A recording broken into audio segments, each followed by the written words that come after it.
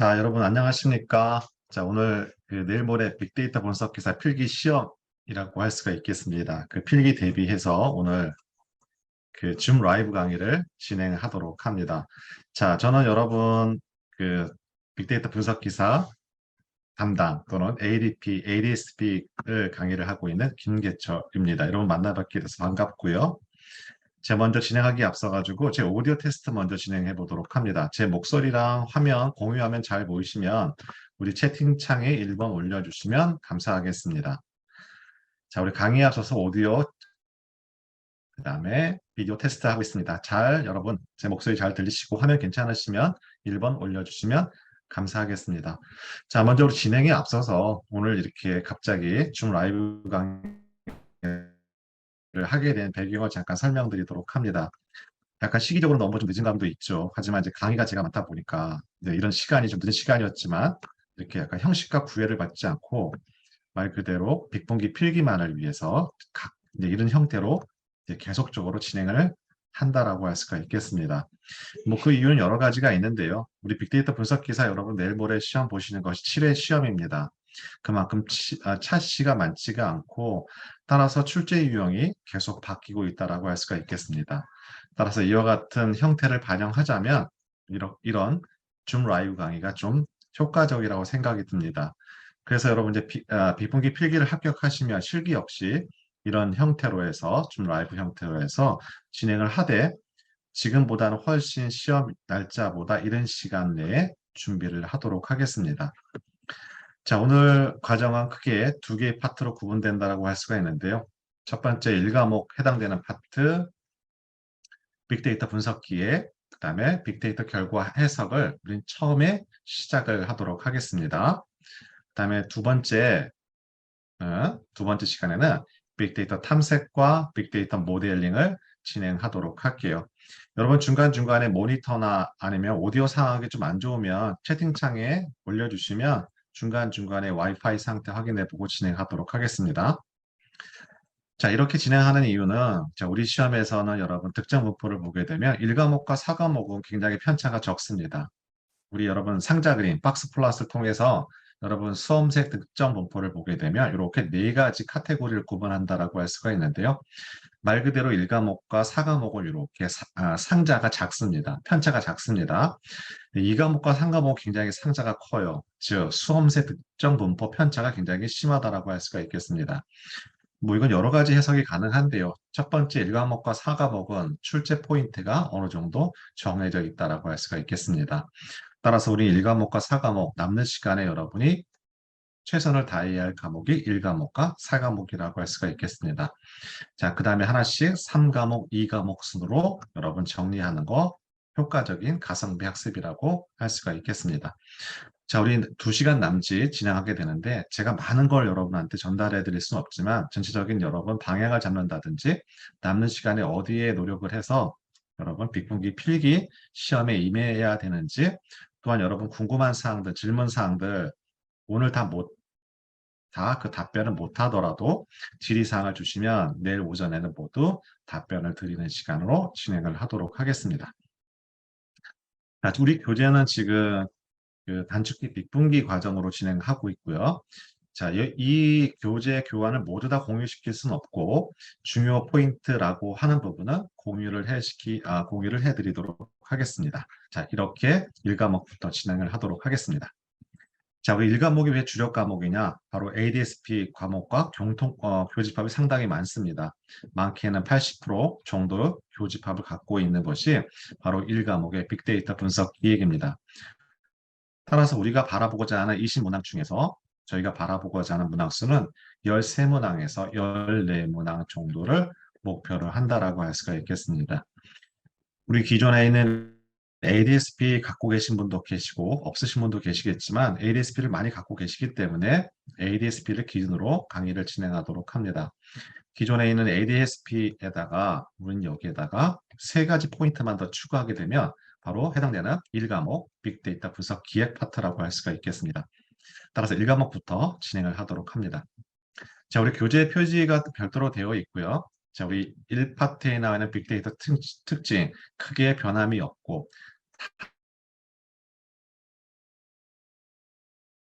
단지 차이점이 있다면 우리 시험 문제 RDB와 NoSQL 방식 구분하는 거 여러분 이번 경향의 출제 포인트라고 할 수가 있겠습니다.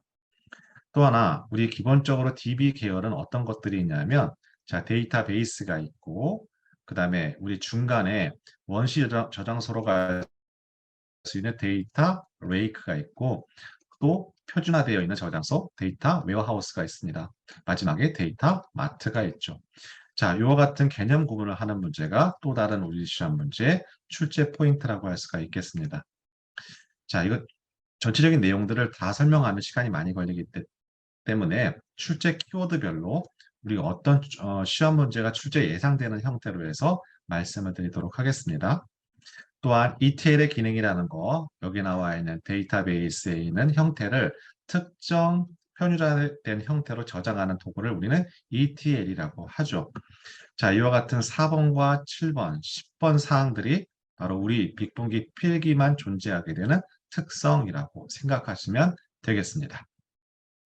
물론 해당되는 출제 키워드별로 정리하는 거 중요하고요. 더 중요한 건 비록 우리 내일 모레 시험이지만 반복 해독하는 게 중요합니다. 우리 ADSP 세 과목을 반복해서 학습 해독을 돌리는 거랑 네 과목을 돌리는 거하고는 상당한 차이가 있습니다. 따라서 네 과목을 반복해서 학습하는 거 상당히 중요하고 자, 우리 지금 정말 내일 모레 시험인데 주어진 시간 내에서 가능하다면 간략하게 이런 형태로 요약해서 반복 해독 돌리기도 합니다. 특히 1과목과 4과목은 우리 지금 진행하고 있는데요. 전체적인 주력 과목입니다. 결국에는 빅분기 필기라는 건 뭘까요? 과목당 12문항 득점을 하는 걸 목표로 한다라고 할 수가 있는데 우리 2과목과 3과목은 경우에 따라서 난이도가 들쑥날쑥합니다. 현재 포인트가 어느 정도 윤곽이 잡혀져 있습니다.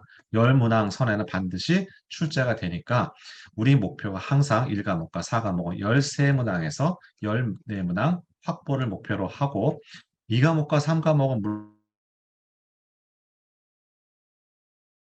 물론 내일 모레 7회차 시험의 순간에서 문제가 난이도가 바뀔 수 있기 때문에 자 이런 문제는 10문항에서 왔다 갔다 하는 선으로 타켓을 목표로 합니다. 알겠습니다. 자, 제 오디오 사항도 확인해 보도록 할게요. 목소리 잘 들리시면 우리 채팅창에 1번 올려주시면 감사하겠습니다. 자, 제 목소리 잘 들리시면 채팅창에 1번 올려주시면 감사하겠습니다. 중간중간에 목소리가 끊길 수도 있는데요. 자, 제가 그 이유는 좀 알고 있는데 우리 1교시에도 계속 그런 현상이 벌어지게 되면 2교시엔 약간 보완을 하도록 하겠습니다. 자, 또 말소리가 이제 빨라지게 되는데요. 왜냐하면 짧은 시간에 우리 말 그대로 500페이지, 600페이지 되는 내용을 정리하다 보니까 제가 말소리가 빨라지더라도 이해 부탁드리도록 합니다. 자, 두 번째 포인트 넘어가도록 합니다. 여러분 같이 저 화면 보면 되고 제가 이 키워드는 공유시켜 드릴 겁니다. 지금 보게 되는 키워드는 공유시켜 드릴 겁니다. 바로 이런 형태는 다 공유시켜 드릴 거고 제가 내일 오전에 아마 여러분 받으실 수 있을 겁니다. 자, 두 번째 빅데이터 가치인데요. 이건 말 그대로 ADSB란 공통 과목입니다. 빅데이터 본질적인 변화 네 가지가 있고 앞뒤 바꿔서 문제 출제되는 것은 이미 정해져 있습니다. 또한 빅데이터 위기 요인 세 가지가 있죠. 세 가지와 통제 방안을 물어보는 문제. 마지막 우리 빅분기의 약간 색깔이라고 할 수가 있는데요. 가트너의 네 가지 우리 분석 유형이 있습니다. 제가 들어가도록 합니다. 자, 여기 보시면 우리 크게 가트너의 비즈니스 분석 유형 네 가지 구분하게 된다라고 할 수가 있고 기술적 분석, 진단 분석, 처방적 분석, 예측 분석, 처방적 분석 네 가지가 구분된다라고 할 수가 있고 자, 여기에 나와 있는 각각 정의를 내리는 거 중요합니다. 아마 내일 제가 보기 그 채팅창에 올려주시는 내일 아마 녹화 드리기에는 약간 여기 와우패스 힘들 것 같다 생각이 듭니다. 왜냐하면 이게 편집하는데 시간이 걸리더라고요. 자, 어쨌든 간에 이 네 가지 정의를 내리는 문제가 우리 요 포인트의 출제 포인트입니다. 물론 앞에서 말씀드렸던 빅데이터 위기 요인과 통제 방안 또는 본질적인 변화 역시 출제 범위이죠. 자, 따라서 우리 앞으로 여기 남아있는 키워드 중심으로 해서 여러분 다 모든 걸 모아서 정리하도록 합니다. 특정 과목에서 부족함이 있으면 펑크가 나게 되는 거고 그 과목이 이 과목과 3과목이 만약에 난이도가 갑자기 올라가게 되면 빅분기는 또 ADSP와 달리 물론 과락도 있지만 과락이 또 발생할 수가 있습니다. 자, 이 점 여러분 다시 한번 강조해서 말씀드리고 이런 형태로 진행하도록 합니다. 우리 데이터 산업에 의해서는 출제 포인트가 전혀 없습니다. 우리 그동안에 마이데이터란 정의 문제 한 번 출제가 됐습니다. 자, 이렇게 넘어가도록 합니다. 자, 다음에 우리 해당되는 빅데이터 조직 및 인력은 우리 시험에서 출제 포인트가 높습니다. 이건 공통적인 파트입니다. 자, 우리 시험과 관련된 부분, 물론 ADSP도 있고, 또는 뭐 정보처리 관리사, 또는 정보처리 기사, 모든 데이터 검증과 관련된 공통 파트라고 할 수가 있겠습니다. 자, 첫 번째는 데이터 인력 조직에 따라서 세 가지 구분한다라고 할 수가 있고, 하단에 보이는 것처럼 집중과 기능과 분산 구조의 특징을 물어보고 해당되는 영역을 찾는 문제가 출제될 수가 있습니다. 자, 두 번째는 데이터 사이언티스트는 하드와 소프트 스킬을 구분하게 되고 소프트 스킬에 관련된 구분하는 문제 출제 포인트고 어떻게 보면 3번, 4번이 1과목에선 반드시 출제될 수 있는 부분입니다. 말 그대로 특정 조직의 분석 수준 진단을 하기 위한 진단 항목으로서 분석 준비도 6개 영역이 있고요. 분석 성수도도 영역이 있습니다. 각 영역의 카테고리를 구분하는 문제, 이거는 공통 파트라고 할 수가 있겠습니다. 다섯 번째는 데이터 거버넌스의 정의와 우리 체계 요소 네 가지가 있습니다. 뭐 표준화 활동도 있고 데이터 관리 체계도 있습니다. 자, 이 파트 반드시 해당되는 파트에서 출제 포인트를 갖고 있습니다. 자, 우리 다음에는 없을 거라고 생각이 들지만 그래도 우리 이번에는 있고 다음에는 훨씬 더 지금보다는 예정된 시험 시간보다는 일자보다는 훨씬 3주 정도 앞에서 진행을 하도록 할게요. 저도 역시 오늘 거의 2달 동안 하루도 못 쉬고 계속 강의만 했던 것 같아서 양해 부탁드리도록 합니다. 그래도 비록 늦었지만 저는 여러분 강의하는 입장에서 그래도 어떻게든지 여러분한테 도움을 드리고 싶어서 이 자리 마련했다는 것도 말씀드리도록 할게요. 우리 그 빅데이터 플랫폼에서는 여러분 꼭 요번에 출제 포인트를 갖고 있습니다. 하드웨어 에코시스템에 관련된 소프트웨어들이 있습니다. 얘는 반드시 이번에 출제가 될 겁니다. 왜? 6회 때는 등장하지 않았고, 물론 6회 때 원래 등장해야 되고 한 번도 빠진 적이 없었습니다. 따라서 7회 차 때 여러분 때는 반드시 에코시스템에 관련된 기능과 그에 관련된 이름을 물어볼 겁니다. 예를 들자면 코디네이터 역할을 하는 주키퍼를 물어볼 수도 있고 여기에 나와 있는 데이터 수집하는 척과 플럼 이와 같은 소프트웨어에 관련된 기능을 반드시 물어볼 수밖에 없습니다. 이미 우지랑 리스파크 같은 경우는 이미 한번 출제가 된 내용입니다. 자, 이와 같은 교재를 보시면 출제 유형들이 있기 때문에 여러분이 반드시 이 파트는 에코시스템의 기능과 어떤 소프트웨어인지 정의를 내리는 문제는 반드시 확인하고 가도록 합니다. 자, 이건 우리 시험에만 있는 것이죠. 그죠? 에코시스템에 관련된 부분은요. 자, 다음 그 빅데이터와 인공지능이 있는데요. 자, 오늘 수업하면서 제가 이제 여러 가지 다른 개념들과 연계해 설명드릴 건데요. 우리 1과목과 4과목이 있잖아요. 그런데 각각 공통 개념들이 다 들어가 있습니다. 1과목, 2과목, 3과목, 4과목 다 들어가 있고 그 다음에 이 과목 간에 서로 연계되어 있는 것들이 있습니다. 예를 들자면 빅데이터와 인공지능에서 오히려 출제 범위가 물론 한번 강한 인공지능과 약한 인공지능을 구분하는 문제가 출제됐지만 오히려 빅데이터와 인공지능에 관련된 기본적인 용어들, 즉 머신러닝과 관련된 알고리즘, 지도학습과 비지도학습 또는 강화학습, 준지도학습 이런 것들이 출제 포인트입니다. 그런데 이런 과목이 1과목만 있는 게 아니라 3과목과 4과목에도 있죠. 따라서 주력 과목이 어디에 있는지도 중간중간에서 말씀을 드리도록 합니다. 따라서 여기 나와 있는 빅데이터와 인공지능은 해당되는 지도학습과 비지도학습, 강화학습과 준지도학습의 정의를 물어보는 것이 오히려 출제 확률이 높고 자, 이 개념은 나중에 3과목과 4과목에 등장하는데 3과목에서 주력 과목일 겁니다. 따라서 지도학습과 이와 같은 머신러닝 기본 용어 출제 포인트는 3과목에 등장할 수 있고 4과목에도 등장할 수가 있습니다. 자, 이런 것들을 미리 예상해 보고 가는 거하고 전혀 예상치 못했던 비슷한 거하고는 과목 정리하는데 상당한 차이가 있다는 점도 말씀드립니다. 또한 중간중간에 제가 우리 빅본기 필기만 합격해서는 여러분 최종 라이센스를 취득할 수가 없죠.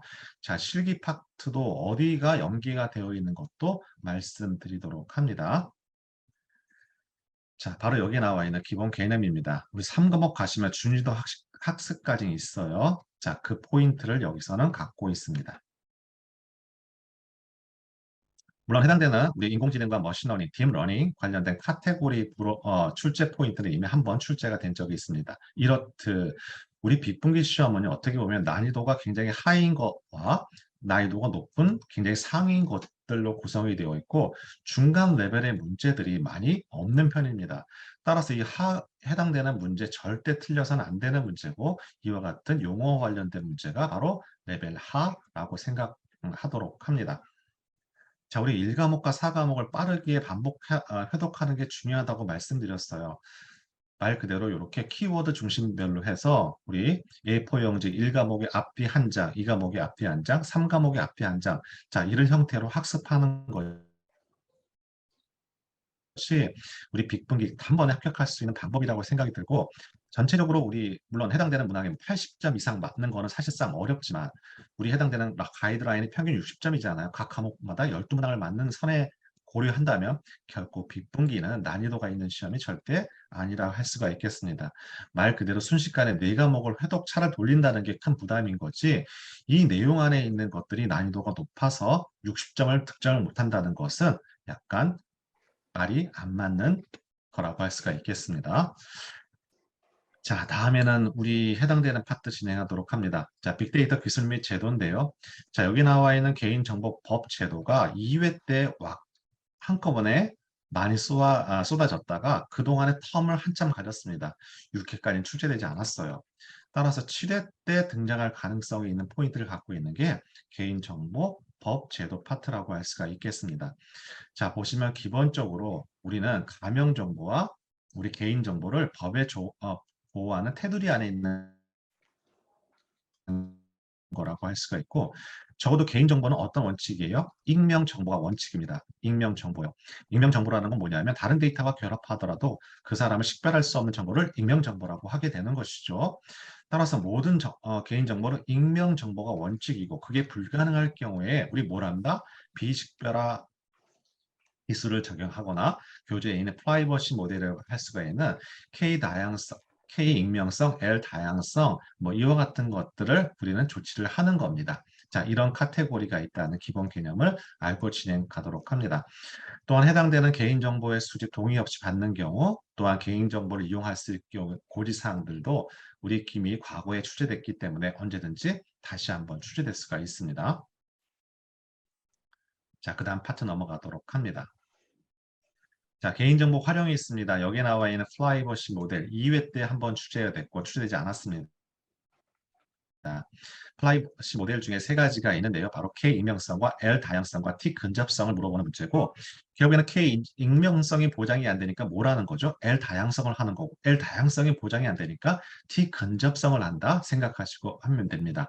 또한 관련된 의미를 물어보고 이 기법을 정의를 물어보는 문제가 출제 포인트라고 할 수가 있겠습니다. 자, 두 번째는 우리 데이터 분석 기획 파트입니다. 말 그대로 ADSP와 공통 파트라고 할 수가 있는데요. 해당되는 분석 주제의 유형을 물어보는 문제 아주 출제 가중치가 높습니다. 그 이유는 모르겠지만 이 문제 유형이 계속 출제가 되고 있습니다. 또한 마스터 플랜 수립 개요 중에서 우리가 너무나 잘 알고 있는 파트 중에서 우선순위 고려 요소와 적용 범위 고려 요소는 굉장히 출제 가중치가 높습니다. 이건 기존의 ADP, ADSP에 있는 문제 인력이 풀이 있기 때문에 그 문제를 그대로 갖고 와서 출제가 된다라고 할 수가 있겠죠. 또한 ROI 관점, 4V 관점에서 보는 빅데이터, 우리 3V, 바로 볼륨과 우리 벨로시티와 볼라이어티는 해당되는 투자 비용 요소고 밸류는 비즈니스 효과 요소라는 거 서로 반대 개념에서 오답 고르는 문제가 출제될 수가 있습니다. 또한 ROI 관점에서 우리 평가 기준 시급성과 난이도 구분하게 되고 정의를 서로 반대로 엮어서 출제될 수가 있습니다. 또한 해당되는 분석 과제 우선순위에서 X에 Y에 이렇게 놓고 해당되는 순번을 물어보는 문제가 출제될 수 있습니다. 기존에 있는 ADSP와 크게 다르지 않습니다. 자, 또 하나 분석 문제 정의 관련된 파트 넘어가도록 합니다. 자, 우리 빅분기 필기 시험은 프로세스를 굉장히 중요합니다. 순서를 물어보는 문제가 중요해요. 하향식과 상향식 접근 방식의 순서를 물어보는 문제 출제될 수 있습니다. 상향식은 이미 한 번 출제가 됐고요. 자, 이번 출제가 포인트를 갖고 있다면 하향식 접근 방식의 프로세스 순서가 중요합니다. 자, 보시면 해당되는 하향식 접근 방식의 프로세스인데요. 자, 순서예요. 물론 ADP나 ADSP에서는 해당되는 요 하단에 있는 내용들이 물어보는 문제가 출제됐다면 빅분기 필기에서는 이와 같은 순서만 포인트만 확인 가더라도 충분하다라고 할 수가 있겠습니다. 자, 이분은 상향 접근 방식의 순서고요. 우리 상향식이라는 결국은 뭐예요? 데이터 기반을 통해서 문제를 재정의하는 것이죠. 말 그대로 맨 마지막에 문제를 정의하는 형태가 등장하는 것이 상향식 접근 방식입니다. 그런데 하향식 접근 방식은 한계가 있습니다. 뭐랄까요? 새로운 문제 탐색에는 적합하지 않은 것이 하향식 접근 방식이고, 자, 이 포인트를 가지고 오답 보기 고르는 문제가 출제가 될 수가 있겠습니다. 자, 여기 나와 있는 빅데이터 분석 방법론 반드시 출제가 됩니다. 그것이 KDB가 될 수도 있고, 크리스피DM이 될 수 있고, 빅데이터 분석 방법론이 된다라고 할 수가 있겠습니다. 근데 여러분이 기억하셔야 될 것은 크리스피DM은 4개의 레벨 계층 구조로 되어 있고 빅데이터 분석 방법론은 3개의 레벨로 되어 있습니다. 자, 여기서 시험 문제 출제 포인트는 최상위 단계를 페이스라 하고 그 밑에 있는 단계를 제네릭 태스크라고 하게 되죠. 자, 요 두 개 카테고리를 구분하는 걸 출제 포인트를 갖고 있는 반면에 자, 얘는 자, 얘가 또 자, 여러분 오디오 상황이 이상하시면 채팅창에 올려주셔야 됩니다. 얘는 3개 계층으로 구조 있는데 페이스와 태스크와 스텝으로 구성이 되어 있고 물론 페이스와 태스크는 반드시 알아야 되고 요 중요한 스텝들이 어느 태스크에서 위치하고 있는지 파악해야만 합니다. 자, 예를 들자면 SOW가 어디 태스크에 위치하고 있는지, WBS가 어느 태스크에 위치하고 있는지 와 같은 것들이 출제 포인트입니다. 이거 반드시 출제된다고 다시 한번 말씀드립니다. 자, 가장 가성비 있게 지금 남는 시간이 만약에 우리 한정적이잖아요. 저는 1과목과 4과목, 요거는 약간 꼼꼼하게 미리 해놓는다. 그다음에 2과목과 3과목은 해당되는 키워드와 기출 유형만 파악해 보라는 말씀드립니다. 제가 2과목, 3과목 할 때도 어떤 부분 여러분 유념해서 봐야 된다는 말씀도 드리도록 합니다. 자, 이건 이렇게 정리합니다. 자, 쭉 내려가도록 할게요. 자, 다음은 데이터 확보 프로세스입니다. 프로세스 절차가 쭉 나오는데, 자, 우리 시험에서는 출제되지 않습니다. 자, 여기에서 한 가지 눈여겨봐야 될 것은 데이터 전처리 방법입니다. 자, 우리 주력 과목은 이건 어디에 있나요? 이 과목이 주력 과목입니다. 자, 데이터 전처리 기법 4가지가 있는데, 해당되는 내용을 물어보고, 해당되는 기법을 정의하는 문제고, 이 과목에서 출제될 수도 있고, 1과목에서도 출제되고, 실기 파트에서 작업형 1 유형이 바로 여기 나와 있는 내용을 기반으로 작성된다라고 생각하시면 됩니다. 따라서 중요한 테이블입니다. 그죠? 왜? 1과목, 2과목, 실기 다 연계가 되어 있잖아요. 자, 이런 포인트를 알고 있는 게 중요합니다. 자, 다음에는 데이터 우리 분석 절차 수립 과정인데요. 우리 시험 문제 프로세스 순서를 물어보는 문제가 중요하죠. 이미 한 번은 모형화와 관련된 개념 문제가 출제가 됐고, 자, 순서를 물어보는 문제는 출제되지 않았습니다. 자, 다음은 분석 프로젝트에서 우리 여기 보시면 데이터 분석 기획 파트에서 여기 맨 마지막에 accuracy와 friction에 관련된 부분 정말 중요한데, 이 부분 정말 중요한데 아무리 시간이 없더라도 요약해 설명드리도록 합니다. 자, 우리 accuracy와 friction은 bias와 variance의 개념이라고 할 수가 있겠습니다. 우리 모형을 만약에 그리게 된다면 X축이 모델의 컴플렉시티고 자, Y축이 오차라고 한다면 우리 해당되는 트레인 데이터는 모형이 복잡하면 갈수록 점점 바이어스, 오차는 작아지게 되죠. 하지만 테스트 데이터는 어떻게 될까요? 모형이 복잡하면 복잡할수록 이렇게 올라가게 됩니다. 자, 우리 이걸 하이 베리언스라고 하게 되는 것이죠. 결국에는 이와 같은 바이어스와 베리언스는 액큐러시와 프릭션 개념이라 할 수가 있고 이와 같은 수 개념은 서로 트레이드오프 관계이기 때문에 바로 우리 이 지점에서 최적의 모델을 만들려고 하게 됩니다. 결국에 여기서 말하는 모델이라는 건 어디냐면 파트에서 이 작업 유형이라고 할 수가 있는데 우리 빅본기 실기 파트의 이 작업 유형에서는 복잡한 파라미터를 만들어서 최고의 모델을 만드는 것이 아니라 오히려 본인들이 했던 코딩을 오류를 잡아내고 간단하게 결과를 제출하는 시험이 빅본기 실기에 가깝다라고 할 수가 있겠습니다. 따라서 이 파트는 이론상에만 존재하게 되고 실기에서는 이와 같은 거추장한 거 사용하지 않고 간단한 로직을 통해서 제출하도록 하는데 결국에는 이와 같은 개념이 어디에 다 들어가 있나요? 3과목의 분석 기법의 모든 것, 이 길에 담겨져 있습니다. 자, 예를 들자면 의사결정 나무에서 풀트리를 만든다는 것은 모형의 복잡도를 상승한다는 걸 의미하고 인공신경망에서 은익층과 은익 레이어가 만들어진다는 것은 또 역시 복잡도가 높아진다는 걸 의미를 하게 됩니다. 이와 같은 근간의 개념을 통해서 바로 3과목에 나와 있는 다양한 분석 기법들이 출제된다라고 할 수가 있기 때문에 자, 이 개념은 나중에 4과목에서 모형 파트에서 다시 한번 등장하지만 아주 중요한 개념입니다. 중요한 개념이에요. 자, 그 다음에 세 번째 데이터 수집 및 저장 계획 파트가 들어갑니다. 우리 1과목에서 다른 ADP 파트와 구분되는 점이 있는데요. ADSP겠죠. 왜냐하면 ADP는 별도로 2과목에서 이와 같은 DB 계열 쪽 파트가 2과목으로 구분되어 있기 때문에 ADSP에서 더 추가될 포인트가 바로 두 번째가 여기 나와 있는 수집 기술입니다. 수집 기술. 자, 어떤 수집 기술이 있냐 하면 이 어느 포인트 내려가냐면 저기 보면 해당되는 수집 기술이 뭐가 있고 대상이 무엇인지를 확인해 보도록 합니다. 자, 이와 같은 연결을 물어보게 되고 올바른 형태를 물어보는 문제가 출제될 수가 있습니다. 자, 이번 시험에서는 제가 느끼건데 바로 데이터 수집 기술 중에서 우리 정형 데이터를 수집하는 기술이 있습니다. 바로 스쿱이 있습니다. 자, 스쿱을 이번 차시에 예상해 볼 수가 있습니다. 자, 다른 건 로그 데이터를 수집하는데 해당되는 스쿱은 정형 데이터를 수집하는 기술이라고 할 수가 있고 이미 빅본기 필답형은 지금 사라졌지만 필답형에서 몇 번 출제가 됐었고 ADP 문제에서도 출제된 적이 있는 것이 스쿱이라고 할 수가 있겠습니다. 자, 이렇게 포인트 확인하고 갑니다. 자, 다음에 나온 156페이지 나와 있는 데이터 유형의 속성 파악 확인해 보도록 하겠습니다. 자, 여기 나와 있는 질적 자료, 양적 자료는 나중에 주력 과목 포인트라고 할 수 있는 2과목이나 3과목에서 등장하고 자, 2과목에서는 1과목에서는 패스하도록 합니다. 자, 이것도 마찬가지고요.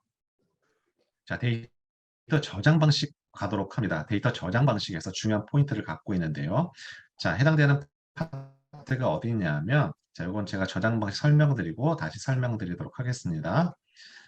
자, 저장 방식 뒤에 하드웨어 관련된 부분이 있는데요. 자, 그건 요거 끝나고 나서 설명드리도록 하고 먼저 요 파트 설명드리도록 합니다. 자, 제가 내일 오전에 공유시켜드릴 파일 중에 하나인데 바로 데이터 구조와 관련된 부분, 데이터 전처리에서 관련된 여러 가지 변환 기술이라고 할 수가 있겠습니다. 자, 여기서 그동안의 시험 문제가 한두 번 출제가 된 적이 있고 평화라가 어떤 기능을 갖고 있느냐, 집계, 일반화가 어떤 개념을 갖고 있느냐, 또는 해당되는 리스케일링, 속성 생성을 물어보는 정의 문제가 한번 출제가 된 적이 있습니다. 자, 이 부분은 제가 내일 여러분 이 교재가 아니더라도 파일로서 수신받을 수 있도록 공유해 드리도록 합니다. 자, 여기 네 번째 데이터 비식별화가 있습니다. 그럼 여기서 여러분 연계해야 될 개념은 앞에 나왔던 프라이버시 모델과 같이 연계하도록 합니다. 비식별화 시키더라도 개인정보를 식별할 가능성이 있습니다. 자, 그런 가능성이 있기 때문에 또 뭐 한다고요? 프라이버시 모델을 적용해서 또 한 번 개인 식별을 어렵게 만드는 작업을 한다라고 할 수가 있습니다. 자, 우리 시험에서는 가명 처리와 총계, 데이터값 삭제와 데이터값 범주와 데이터 마스킹에 관련된 정의를 물어보는 문제가 출제될 수가 있습니다. 사례를 주어지게 되고 해당되는 것들이 어떤 정의를 갖고 있는지, 어떤 비식별화 기술인지를 물어볼 수 있는 문제가 출제됩니다. 또 하나 여기서는 우리 시험 문제에서 난이도 있는 문제가 출제되고 있는데요. 차등 정보 보호와 재현 자료에 관련된 정의 문제가 출제됐고, 자, 이와 같은 개념 문제는 여러분 상당한 난이도가 있는 문제입니다. 해당되는 진흥원 관련된 매거진에서도 등장하게 되는 개념이라고 할 수가 있고, 또한 특정 통계와 관련된 기관에서 어떤 학회지 발표 자료로서 등장한 내용들이 출제되는 걸 봐서는 굉장히 여러분이 득점하기 어려운 개념들이 출제되었다라고 생각하시면 되겠고 자, 이와 차등 정보 보호와 재현 자료가 또 나오지 말라는 법 없으니까 재현 자료는 말 그대로 가상의 자료입니다. 원 자료가 하나도 없어요. 이게 바로 재현 자료라는 거 여러분 기억해 주시기 바랍니다. 자, 다음에 품질 검증에선 출제한 포인트만 확인하면 됩니다. 바로 적용 데이터 품질 기준인데요. 바로 여기 나와 있는 적용 데이터 품질 중에서 완전성이 무엇이냐, 유일성이 무엇이냐, 유효성이 무엇이냐, 일관성과 정확성이 무엇이냐를 물어보는 문제가 출제가 될 수가 있습니다. 자, 이렇게 확인하고 가도록 합니다. 자, 또 하나 우리 마지막 우리 적재 시스템과 소프트웨어 관련된 부분 확인하도록 합니다. 자, 우리 시험에서 이런 아키텍처 관련된 그림이 출제되기 힘들고 단 하나 하둡의 HDFS가 등장할 수가 있습니다. 자, 여기 나와 있는 스크라이브와 처과 해당되는 플럼은 에코시스템에서 등장합니다. 거기가 주력 포인트입니다. 여기가 주력이 아니에요. 자, 바로 저장 파트인데요. 크게 우리 데이터 저장 관련해서 분산 파일 시스템이 중요합니다. 분산 파일 시스템의 정의 이미 한번 출제가 됐고 대표적인 분산 파일 시스템의 정의라고 할 수 있는 것들이 뭐가 있나요? 구글 파일 시스템과 하드의 HDFS가 있습니다. 그런데 우리 시험 문제 예상컨대 출제 확률이 거의 99%라고 할 수가 있는 바로 아키텍처라고 할 수가 있겠습니다.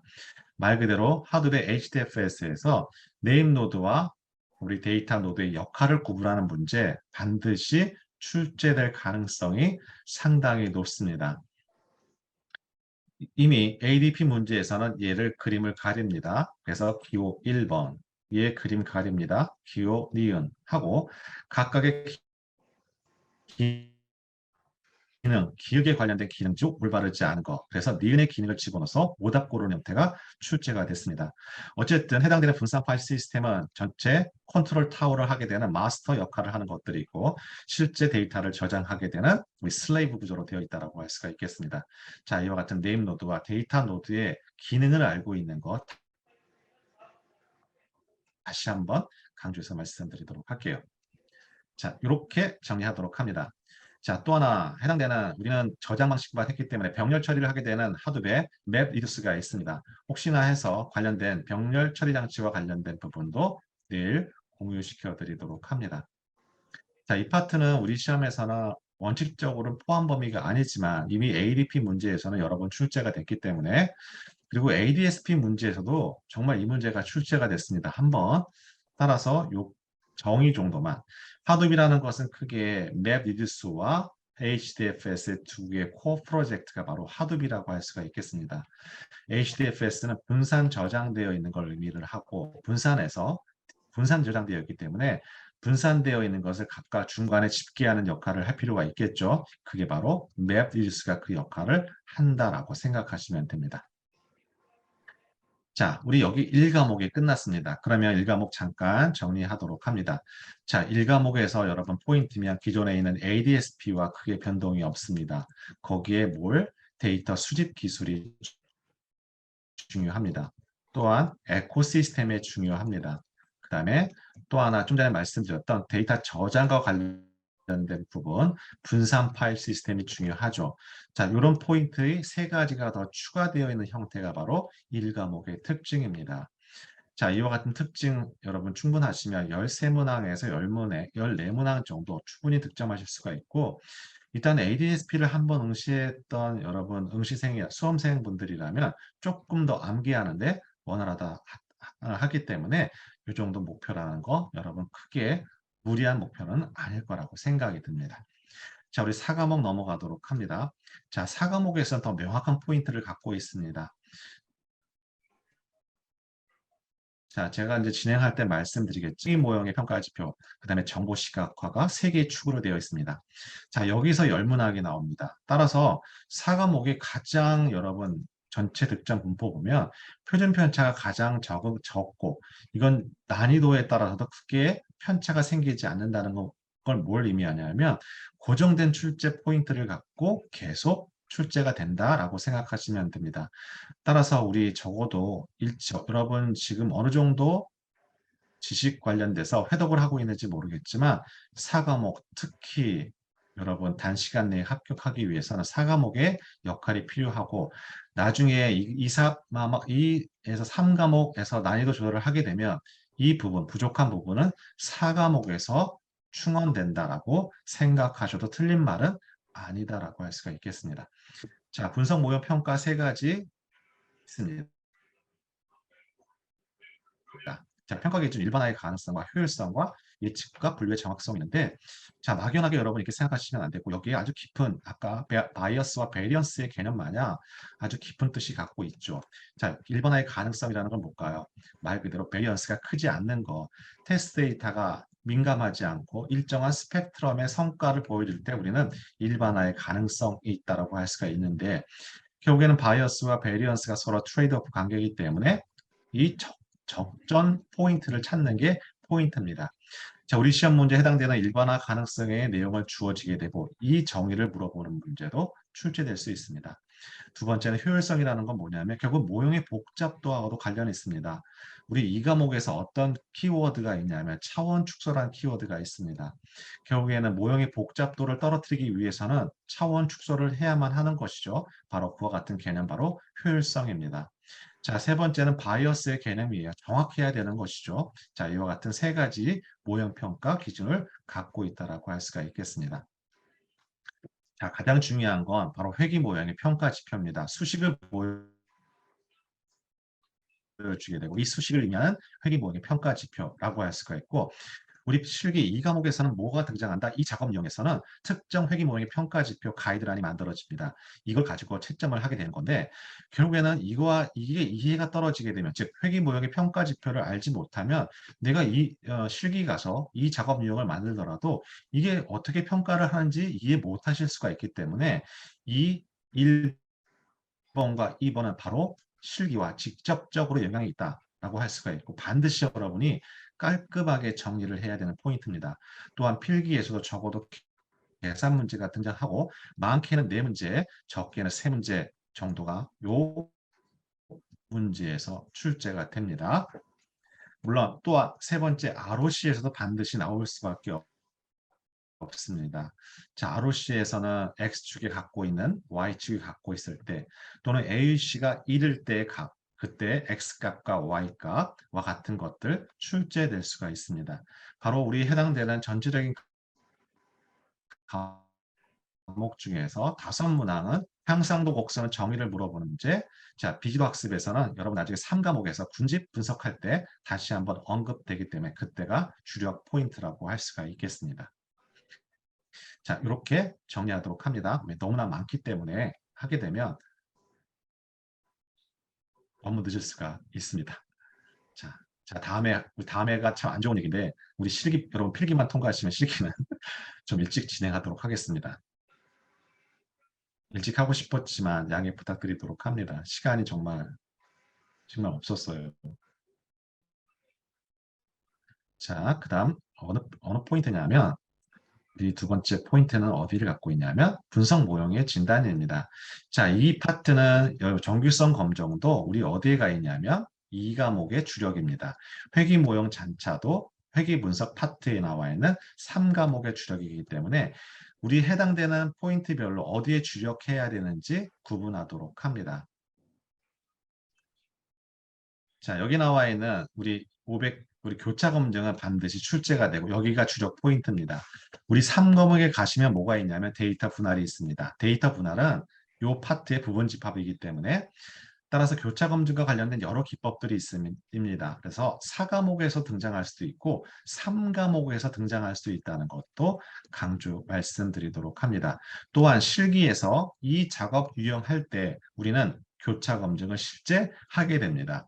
따라서 이 파트는 실기와도 연관되어 있는 파트라는 것도 따라서 출제 확률이 상당히 높습니다. 교차 검증 결국에는 과대적합이라는 거죠. 그죠? 과대적합, 일반화의 가능성, 바이어스와 베리언스 결국에는 이 개념들이 계속 볼 수밖에 없습니다. 이 근간이 되는 개념을 기반으로 해서 다양한 분석 기법을 해석하는 문제가 출제 포인트입니다.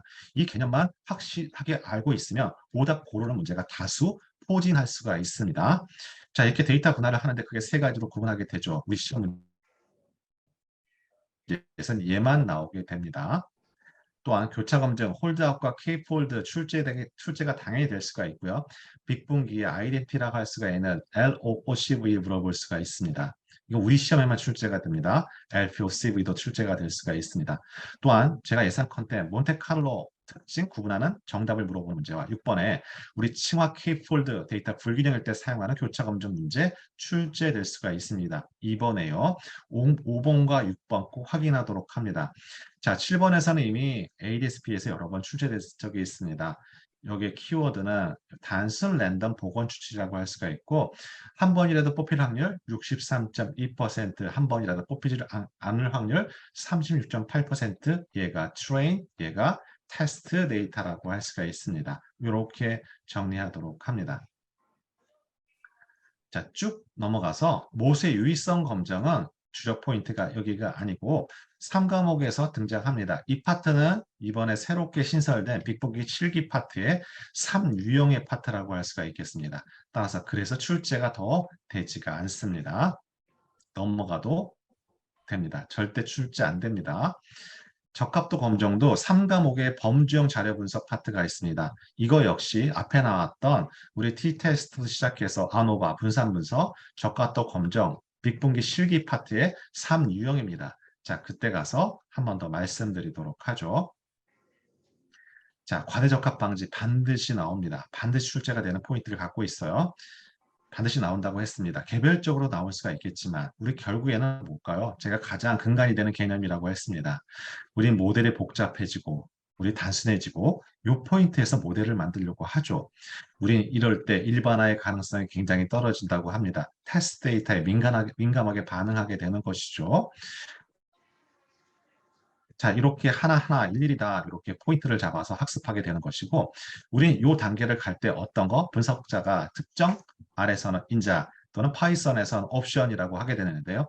파라미터라는 걸 세팅을 하게 됩니다. 우리 그 매개 변수를 하이퍼 파라미터라고 하게 되는 것이죠. 결국에는 이와 같은 하이퍼 파라미터, 과대적합, 일반화의 가능성, 바이어스와 베리언스가 계속 서로 연관돼서 돌아간다라고 할 수가 있겠습니다.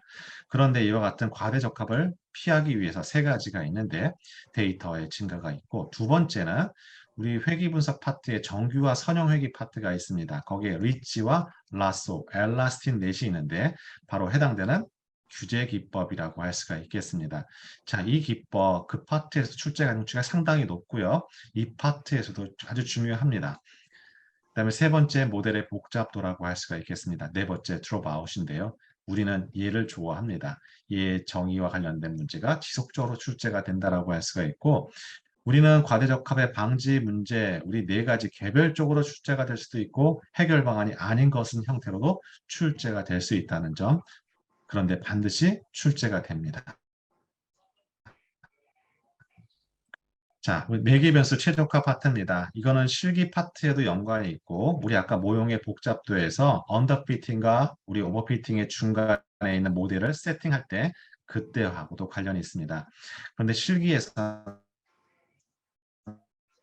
실제 이 기법을 쓰지 않습니다. 왜? 굳이 이 기법 안 쓰더라도 해당되는 빅분기 실기 파트에서 요구하는 점수하고도 남습니다. 따라서 우리는 이걸 이론 파트에서만, 필기 파트에서만 확인만 하도록 해도 충분하다라고 할 수가 있겠죠. 자, 경사관법이 나옵니다. 말 그대로 기울기를 통해서 손실함수 최저점을 찾아가는 방법, 경사관법이라고 하게 되죠. 그런데 얘는 뭐랑 관련이 있냐면 학습률하고 관련이 있습니다. 학습률 대표적인 하이퍼 파라미터라고 할 수가 있는데요. 학습률이 크다는 것은 기울기의 이동 거리가 커진다는 걸 의미합니다. 물론 한 번 출제가 됐어요. 따라서 이동 거리가 학습률이 커지면 이렇게 이 기울기가 이동하게 되고 학습률이 너무 작게 되면 시간이 많이 걸리되 기울기의 이동 거리가 작아지게 되는 것이죠. 그런데 어쨌든 경사광법이라는 건 모든 데이터를 이용하기 때문에 시간이 많이 걸린다. 그래서 이와 같은 걸 보완하기 위한 것이 확률적 경사광법이라고 할 수가 있겠습니다. 따라서 이와 같은 데이터를 모두게 이용했을 때 또는 개별 데이터 매번 할 때마다 개별 데이터를 이용했을 때 중간 레벨을 이용했을 때 각각 개념을 정의할 수가 있는데요. 말 그대로 최저 손실함수의 최저점을 찾아가는 방식 시간이 많이 걸리지만 이와 같은 형태를 갖고 있다. 스토캐스틱이라는 것은 매 샘플을 테스트 뽑기 때문에 이와 같은 복잡한 궤적을 갖고 있고 중간은 바로 미니 궤적이라고 할 수가 있겠죠. 따라서 이와 같은 개념 기본 용어를 물어보는 문제 출제가 될 수가 있습니다. 또한 이와 같은 확률적 경사관법은 크게 알고리즘을 기울기 알고리즘 또는 학습률 알고리즘으로 나눠지게 되고 우리 시험 문제 이번에 출제 포인트는 모멘텀 관련된 거고 또는 아다그레드 둘 중에 하나 출제 가능성이 상당히 높습니다.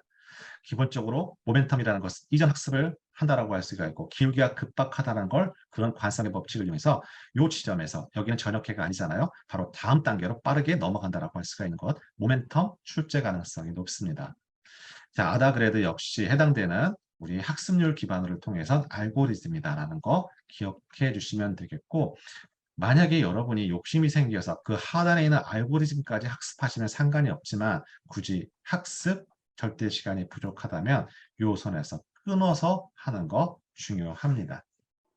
자, 우리 빅분기 필기 파트의 이론 개념이라고 한다면 난이도가 여러분 각 과목마다 세네 과목이 등장하는데 세네 문항 정도 등장하는데 여러분 일반적인 학부 전공생이라도 맞추기 상당 어려운 문제가 출제되고 있습니다. 따라서 이것 타켓으로 하기에는 약간 학습 시간에 있어서 적정한 가성비 학습이라고 할 수가 있고 할 수가 없고 우리 열 문항에 관련된 문항에 주력하고 나머지 두세 문제를 기출 문제를 통해서 보완하면서 반복 회독하는 것이 가장 빠른 방법이다라고 할 수가 있겠습니다. 자, 그 다음 파트 넘어가도록 합니다. 여기 하이퍼 파라미터 시적화가 있는데요. 이거 비록 우리 실기 파트에서는 이용하지 않습니다. 적어도 하이퍼 파라미터 최적화 방법이 뭐가 있다? 그리드와 랜덤 qab색과 베이지안 최적화 방법이 있다 정도만 정리하도록 합니다. 참고적으로 그리드라는 건 뭐냐면 여러분 랜덤 포레스트를 안다 가정했을 때 랜덤 포레스트는 모든 변수를 다 투입하지 않습니다. 만약에 변수가 10개가 있어요. 이 정도면은 각각 우리 2개에서 10개 정도의 각각 모델 독립 변수를 투입해서 2개 투입했을 때부터 10개 랜덤 투입했을 때 베이지아 모델의 성능을 보여주게 되는 탐색이라고 합니다. 그런데 랜덤 탐색이라는 건 뭐냐면 독립 변수가 막 30개 이상이에요. 너무 많아요. 그런 걸 이런 식으로 하게 되면 상당한 속도가 많이 걸립니다. 시간이. 그리고 빅보기 실기 파트는 이 유형에서는 약 40초 제한 시간이 있습니다. 복잡한 걸 만드는 걸 좋아하지 않아요. 따라서 간단하게 여러분 오류 없이 제출하게 되면 해당되는 실기 가이드라인 득점 분포는 반드시 넘을 수가 있다는 것도 부연해 설명드리도록 합니다. 이게 랜덤입니다. 자, 세 번째는 베이지안 방법을 이용한 매개 변수 최적화입니다. 이렇게만 정리해 두도록 합니다. 특별한 역할 없습니다. 다음에 분석 모형 윤곽입니다. 이거 3과목에서 앙상블 갈 때 한 번 더 언급되고요. 그때가 주력 과목이고요. 자, 기본 용어만 확인해 보도록 합니다. 하드는 카테고리 관련된 다수결에 관련된 분류.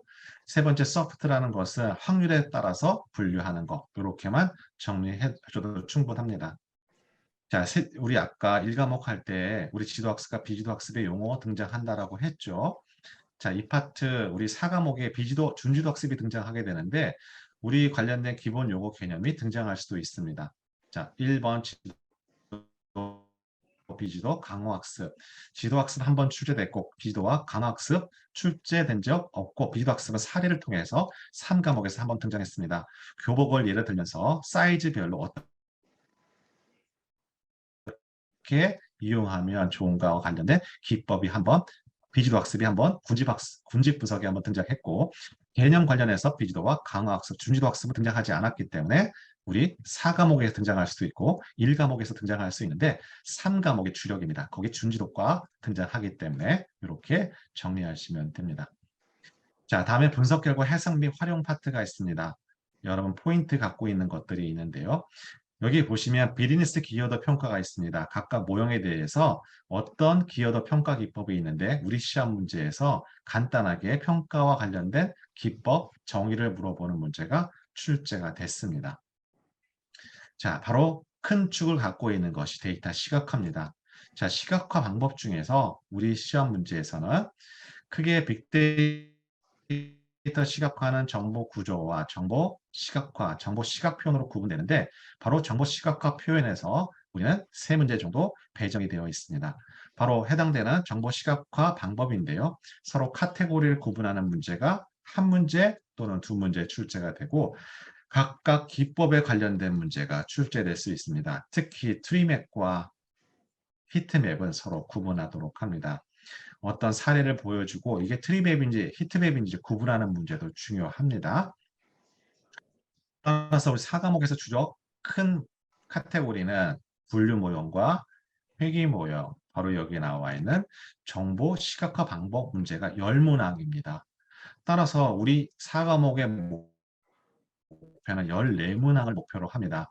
자, 그게 선점이 되면 2과목과 3과목이 리스크가 확 줄게 되고 적어도 저는 10문항에서 11문항 정도를 목표를 하면 됩니다.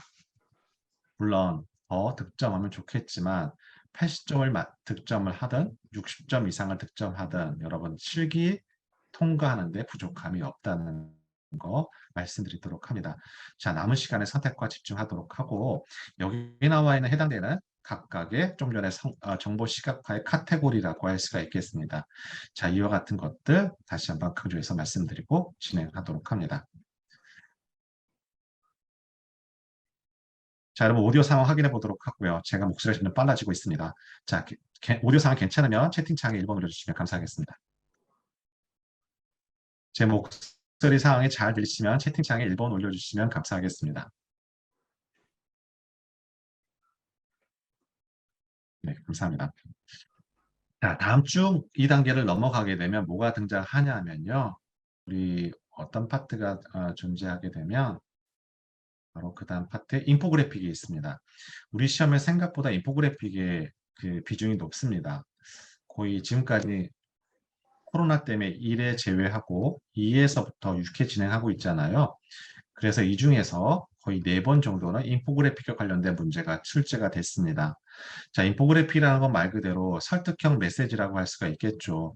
따라서 이와 같은 인포그래픽은 다양한 분석 관련된 부분을 보여줄 수는 없어요. 그죠? 이와 같은 기본 개념을 골격으로 해서 계속 출제가 될 수가 있겠습니다. 자, 이 점 여러분 꼭 한번 인포그래픽과 관련된 부분 확인 부탁드리도록 합니다. 자, 다음은 분석 모형 결과, 모형 전개인데요. 여기서는 무조건 고려사항 문제가 키워드 출제 포인트라고 할 수가 있겠습니다.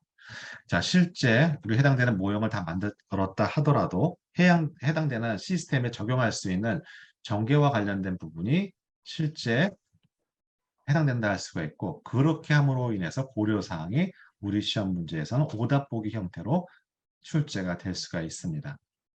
또한 다른 업종에서 우리 이용하게 될 경우에 어떤 경제적 또는 활용도가 높은지에 관련된 것이 시나리오 개발이라고 할 수가 있겠습니다.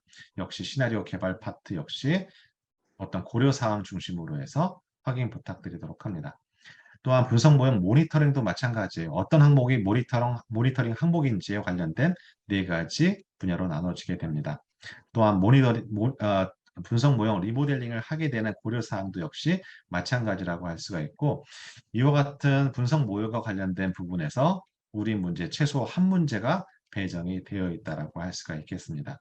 자, 이렇게 정리하도록 하고 우리 1사과목을 빠르게 한번 패스하듯 빠르게 진행했다라고 할 수가 있는데요. 결국에는 1과목의 포인트 ADSP에 플러스 3과목 출제 포인트를 갖고 있고 4과목에서는 주력 포인트가 분류 모형, 회귀 모형, 정보 시각화와 관련된 도구 파트라고 할 수가 있겠습니다. 거기에 추가가 된다면 과대적합과 관련된 해결 방안이 거기에 더 들어간다라고 할 수가 있겠죠. 이 네 가지 개념은 반드시 4과목에서 등장하고 전체적으로 10문항에서 11문항 제가 말씀드렸던 네 가지 주력 포인트에서 출제가 된다라고 생각하시면 되겠습니다. 자, 이렇게 말씀을 드리도록 하고 우리 제가 10분 쉬었다가 7시 반에 시간이 저 이렇게 흘러간지 몰랐거든요. 7시 반에 바로 우리 4과목 진행하도록 하겠습니다. 자, 이렇게 정리하고 10분 쉬었다가 7시 35분에 진행하도록 합니다.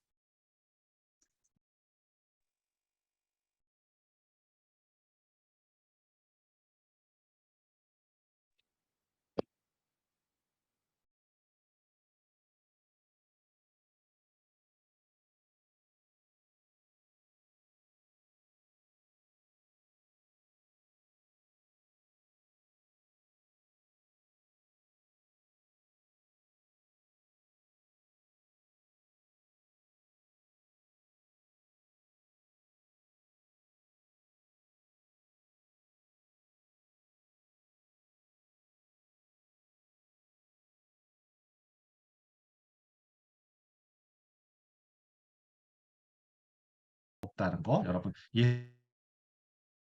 예상해 보는 것이 중요하다고 할 수가 있겠습니다.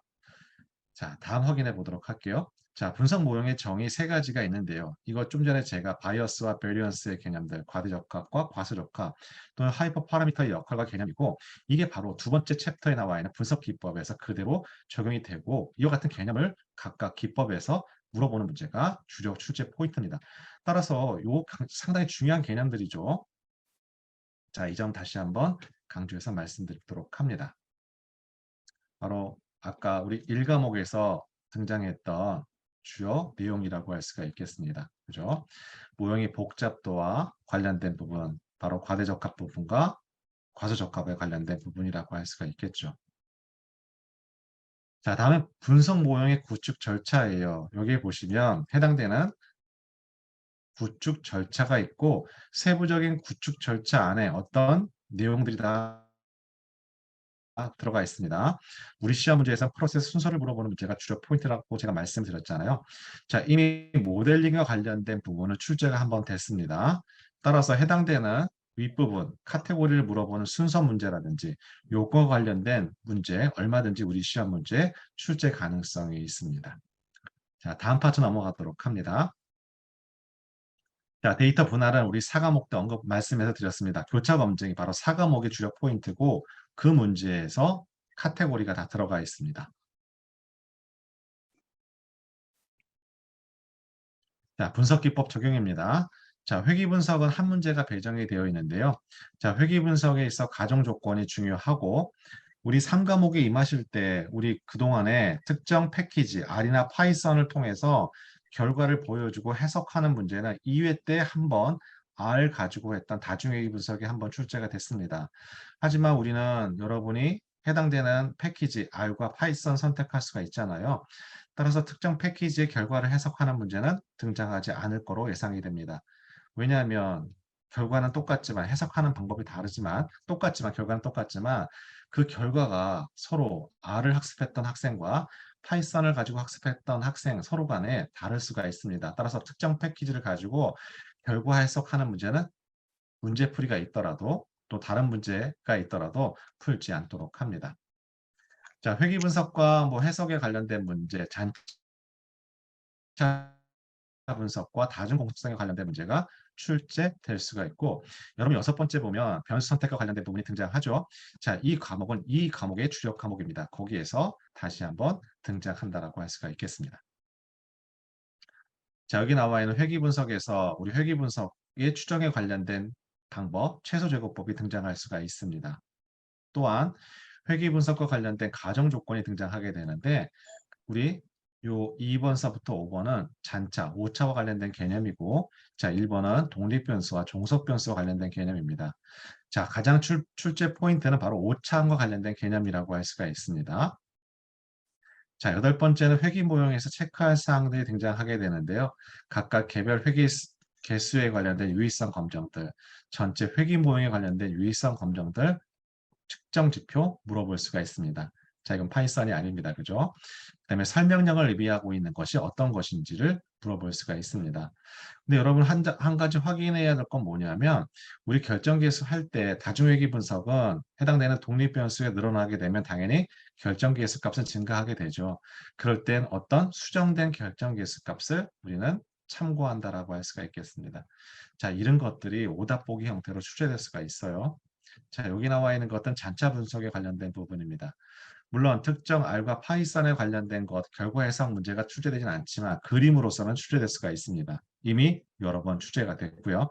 이 형태를 보고 어떤 것들이 위배가 되어 있는지를 확인해 보는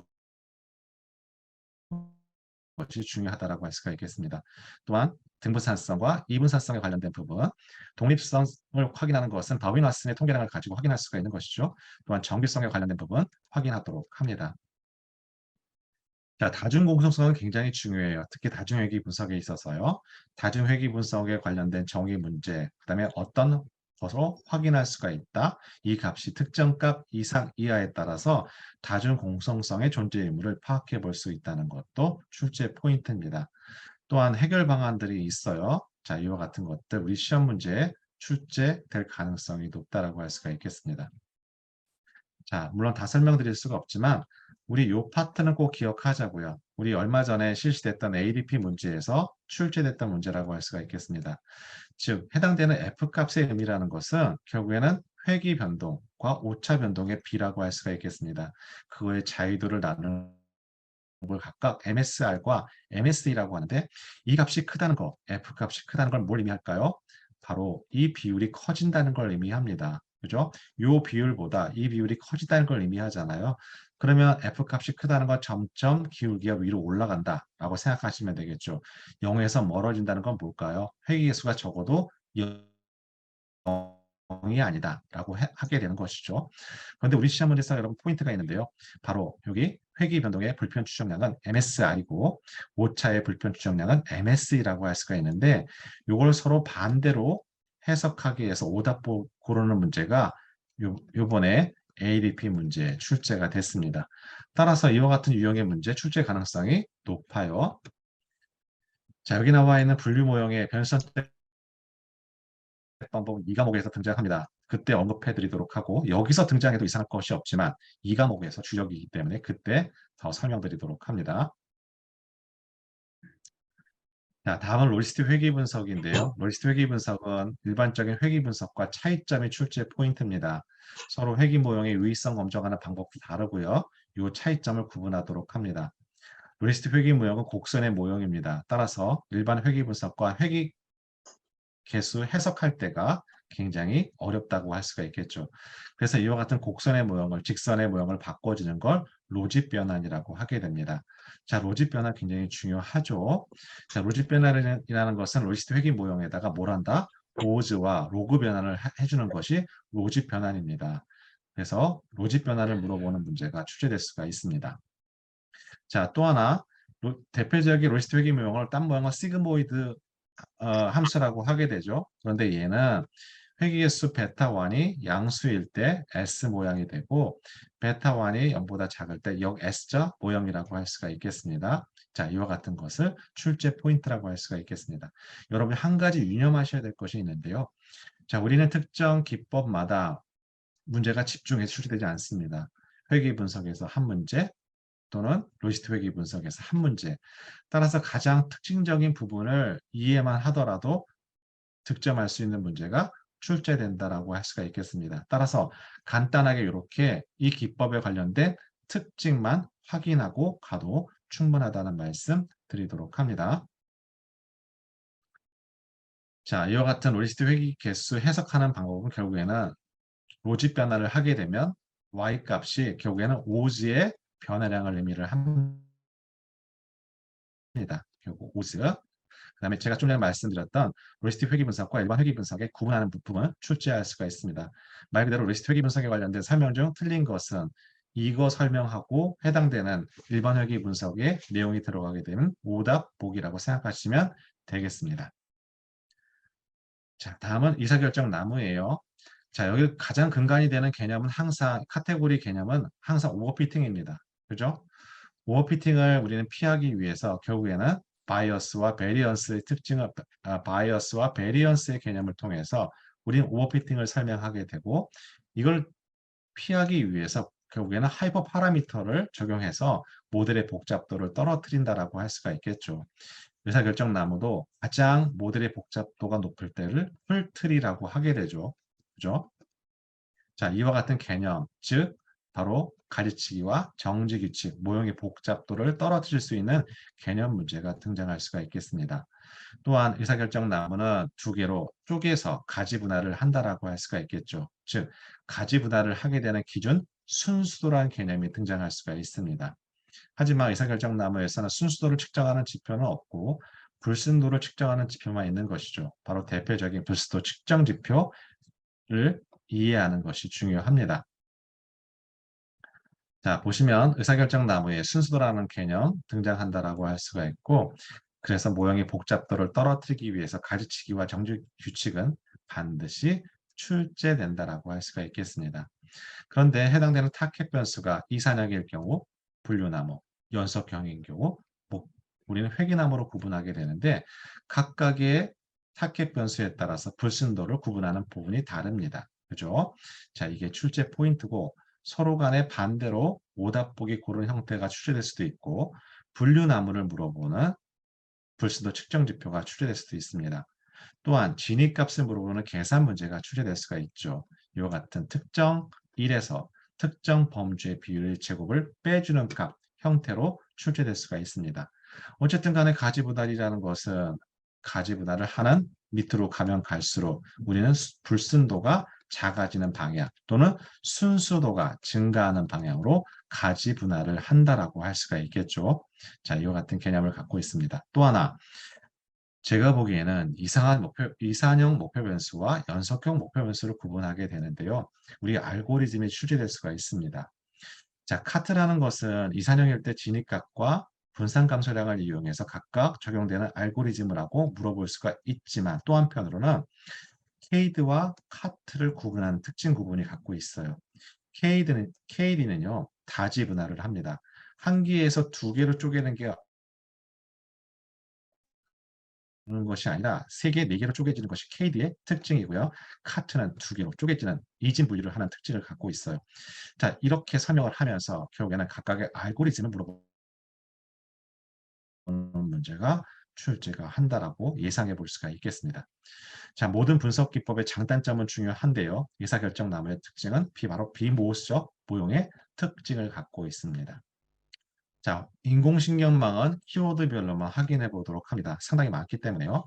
인공신경망에서 학습이라는 것은 결국에는 가중치를 학습하는 거라고 할 수가 있겠죠. 또한 활성화 함수는요, 말 그대로 복잡한 비경계 라인을 필요로 할 때 특정 값 범위로 좁혀주는 역할을 하는 게 활성화 함수의 역할인데요.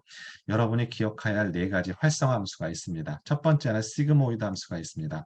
두 번째는 소프트맥스 함수가 있습니다. 세 번째는 리키 함수가 있고요. 리키-렐루 함수가 있고 네 번째는 렐루 함수가 있습니다. 이 네 가지 특징만 확인하고 가도록 합니다. 역전파 알고리즘은 인공신경망에 있는 알고리즘입니다. 말 그대로 다시 출력층에서 은익층, 입력층으로 W를 업데이트하는 알고리즘, 역전파 알고리즘이라고 할 수가 있겠습니다. 아까 4번은 제가 경사관법 하면서 말씀드렸습니다. 학습률과 기울기의 관계에 관련해서. 다섯 번째는 기울기 소실 문제로 단독으로 보기로서 정답으로 출제가 될 수가 있겠죠. 은행 레이어가 여러 개 층이 있게 되면 W가 만약에 1보다 작아지게 되면 1보다 작아지는 값을 계속 곱하게 되면 0으로 점점 값이 감소할 수가 있게 된다라고 할 수가 있고 W가 0이 된다는 건 결국에는 학습을 못하게 되는 문제가 발생하게 됩니다. 그걸 바로 기울기 소실 문제라고 할 수가 있겠죠. 자, 이렇게 정리만 하고 넘어가도록 합니다. 여러분이 학습 시간이 보장이 되어 있는 상태에서 다 모든 걸 하게 되면 물론 좋겠지만 여러분 다 대부분이 그렇지 못하다고 생각이 들고 각각의 분석 기법 형태로 해서 이런 형태로 정리하는 것이 여러분 남은 시간에 가장 가성비 있는 학습이라고 말씀드릴 수가 있습니다. 자, 또 하나 우리 포인트가 있다면 우리 그 은행 레이어가 존재 유무에 따라서 단측 퍼세트론과 좌측 퍼세트론 나누게 되는데 단측은 뭘 해결할 수가 없다. 여기 나와 있는 익스클루시브 오해의 문제를 해결할 수가 없다라고 확인하고 갑니다. 자, 다음 기법 보도록 할게요. 자, 다음에는 서포트 벡터 머신입니다. 자, 여기에서는 포인트가 하나 있습니다. 물론 마진이란 개념을 알고 있는 것도 중요하지만 자, 비선형 SVM에서 대표적인 하이퍼 파라미터가 있습니다. 바로 코스트와 감마라는 게 있습니다. 자, 이 값이 크면 클수록 복잡한 경계 라인이 만들어집니다. 즉, 이게 커지면 뭐에 걸린다고요? 오버피팅에 걸립니다. 반대로 얘를 너무 작게 하면 어떻게 되나요? 모형이 단순한 모형이 만들어지고 우리 언더피팅에 걸리게 되는 것이죠. 자, 이게 오히려 출제 포인트라고 할 수가 있겠습니다. 자, 이런 것들을 물어보게 돼요. 어떻게 보면 분석을 제대로 해봤는지 경험을 했는지를 물어볼 수가 있습니다. 이게 바로 다른 시험과 좀 차이라고 생각이 들어요. 자, 또 하나 우리 해당되는 그 서포트 벡터 머신에서 우리 보시면 단점 중에 하나가 이렇게 우리 비선형 SVM 즉 저차원을 고차원으로 만들게 되면 다양한 하이퍼 파라미터를 적용하게 되고 우리 아까 4과목 할 때 어떤 게 있었냐면 매개 변수 최적화 파트에서 랜덤 검색, 그리드 검색 같은 것들이 있었어요. 그죠? 매개 변수 최적화할 때 그럼 감마와 코스트를 조금 조금 조정해 가면서 성능을 계속 측정 지표를 해봐야 됩니다. 즉 시간이 많이 걸립니다. 이런 단점들이 있다라고 할 수가 있겠죠. 자, 또 하나 용어 정리 파트에 보시면 KNN을 단독으로 물어볼 수도 있습니다. 여기 K가 뭐라고요? 하이퍼 파라미터입니다. K가 아까와 코스트와 감마와 달리 K라는 값이 작으면 작을수록 우리는 굉장히 복잡한 경계 라인이 만들어져요. 즉 오버피팅이 됩니다. 반대로 커지면 커질수록 언더피팅이 되는 것이죠. 자, 이런 특징을 물어볼 수가 있는 것이 빗분기 필기 파트 유형이라고 할 수가 있겠습니다. 연관성 분석, 바로 계산 문제. 우리 시험 문제에서는 ADSP와 달리 계산 문제가 등장하지 않고 개념 문제를 물어보고 있지만 계산 문제가 출제 가능합니다. 또한 향상도가 1일 때, 1보다 클 때 개념들, 또한 연관규칙의 장단점이 오히려 시험 출제가 높습니다. 또한 연관규칙의 1세대 알고리즘이라고 할 수 있는 A 프라이어리 알고리즘이 출제 포인트고 얘는 시간이 많이 걸려요. 그래서 2세대 알고리즘이라고 할 수 있는 FP 글로스를 물어볼 수도 있습니다. 이렇게 확인하고 넘어가도록 합니다. 자, 다음은 군집 분석인데요. 우리 시험 문제 군집 분석은 두 문제 또는 세 문제 배정이 되어 있습니다. 자, 어떻게 보면 우리 3과목에서 주력 여러분 타겟층이라고 한다면 바로 개별적인 지금 분석 기법들이라고 할 수가 있겠습니다. 왜? 한 기법당 센텐스 한두 문장으로 요약해 보는 것 중요하고 요 요약에서 출제가 된다라고 할 수가 있습니다. 자, 군집 분석에서 가장 큰 포인트는 계층과 비계층성의 차이점을, 특징점을 구분하는 문제가 출제 포인트라고 할 수가 있겠습니다. 두 번째는 계층적 군집거리의 측정 방법인데요. 자, 어느 것들을 의미하는 거냐 하면 바로 이 파트라고 할 수가 있겠습니다. 단일, 완전, 평균, 중심, 와드 연결에 관련된 문제가 굉장히 출제 포인트가 높습니다. 또한 계산 방법 중에서 우리 해당되는 것 중에서 바노비스 거리와 표준화 거리가 출제 범위가 높고 바노비스 거리는 이 과목에서 한번 등장합니다. 이에 등고선이라고 생각하시면 돼요. 등고선 바깥에 있을 때 얘를 이상값 검색할 때도 이 바노비스 거리를 이용한다라고 할 수가 있겠습니다. 또 하나 코사인 유사도가 하나 있습니다. 여러분 구글에 검색 할 때 서로 문장과 문장의 연관성 파악할 때 이용하는 알고리즘 코사인 유사도라고 할 수가 있겠습니다. 자, 개취적 군집의 장단점과 비개취적 군집의 장단점은 출제 가중치가 높기 때문에 반드시 확인하고 가도록 하고 비개취적 군집 분석의 프로세스 순서를 물어보는 문제가 출제가 될 수가 있습니다. 또한 우리 군집 분석은 비주얼학습 방법이잖아요. 바로 3번이 출제 포인트입니다. 바로 비개취적 군집 분석의 타당성 지표가 세 가지가 있는데 그것이 바로 엘보 기법과 계측적의 덴드로 바로 신뢰 방법이라고 할 수가 있겠습니다. 자, 이걸 통해서 우리는 군집 타당성 지표를 이용한다라고 할 수가 있겠습니다. K 민지의 장단점이 갖고 있는데요. 여러분 한 가지 포인트가 있습니다. 물론 군집의 수를 정해줘야 되는 게 계측적 군집과 가장 큰 특징이고요. 얘는 군집이 계속 바뀌죠. 이게 특징점 갖고 있지만 단점 중에 하나 있습니다. 바로 동그란 형태의 일때 K 민지가 효과적이라고 할 수가 있고 임의의 군집을 갖고 있을 때는 적합하지 않다. 그때는 나중에 슬라이드에 나오게 되지만 밀도 기반 군집이라고 할 수 있는 DB 스캔을 이용한다라고 할 수가 있겠습니다. 자, 혼합분포 군집 K민지랑 똑같은 프로세스 알고리즘을 갖고 있어요. 여러분 갖고 있습니다. 여러분이 기억할 건 키워드는 EM 알고리즘입니다. 이가 뭐라고요? 각각 관측치가 특정 군집에 속할 확률을 구하는 게 이 스텝이고요. 이 확률을 이용해서 해당되는 A와 B 군집에 바로 모스라고 할 수 있는 평균과 분산을 추정한 걸 M 스텝 단계라고 할 수가 있습니다. 이 혼합 군집에서는 두 가지 이외에는 출제되지가 않습니다. 자, 솜이라는 것은 인공신경망 키워드고요. 바로 차원 축소와 군집할 특징을 갖고 있는 것이 SOM이라고 할 수가 있겠습니다. 또한 우리 시험 문제에서는 인공신경망 ANN과 비주학습이라고 할 수 있는 바로 SOM과 비교해서 출제될 수가 있습니다. 오답 보기 고르는 형태고요. 이렇게만 확인하도록 합니다. 아까 K민지에서는 동그란 원인 경우에만 적합하고 임의의 군집일 경우에 적합하지 않다고 했습니다. 그럴 때 키워드 바로 DB스캔, 밀도 기반의 군집 확인하도록 합니다. 자, 다음은 범주형 자료 분석인데요. 범주형 자료 분석에서는 출제 포인트가 정해져 있고 이와 관련된 해석의 문제가 바로 빅본기 실기 파트의 유형이라고 할 수가 있겠습니다. 자, 범주형 자료 분석, 말 그대로 범주형의 도수관에 관련해서 교차표를 만들고 분석하는 방법이다. 크게 세 가지 검정 방법이 있는데 우리 시험 문제 출제 포인트는 독립성 검정 먼저 확인해 보도록 합니다. 자, 독립성 검정에서 카이제곱 통계량을 만드는 방법, 바로 요 수식을 물어볼 수가 있고 그때의 임계 기준값, 바로 자유도를 구하는 수식이 출제될 수가 있습니다. R이라는 것은 바로 행의 수, C는 컬럼의 수입니다. 여기 나와 있는 거 새로 든자면 여기가 집단이 두 개고 집단이 세 개죠. 그죠? 집단이 세 개이기 때문에 각각 2-1, 3-1 해서 그때 임계 기준값을 어떻게 나왔다. 여기 값이 바로 2가 등장하는 겁니다. 2가. 그때 우리 유의수는 0.0으로 기준을 삼는 것이죠. 그래서 우리 시험 문제에서 이거 계산할 수가 없습니다. 여러분이. 이거 계산은 우리 필기 파트에서 이 카이제곱 통계량을 구해서 무하는 문제가 출제가 되고 실기에서는 p-밸류 값을 구해서 이렇게 가설 검정을 하는 게 바로 실기 파트고 필기에서는 이렇게 카이제곱 통계량을 구하는 방법을 물어볼 수가 있습니다. 요 수식이 중요하고요. 여기 자유도가 어떻게 2가 나왔는지 알고 있는 게 중요합니다. 물론 해당되는 카이제곱 통계량은 얘보다 훨씬 크니까 얘의 영역은 기각 영역에 있으니까 귀무가설을 기각하는 것이죠. 하지만 이런 문제는 바로 실기 파트에서 등장한다고요. 우리 파트에서는 카이제곱 통계량과 자유도가 어떻게 나왔는지만 확인해 보도록 합니다.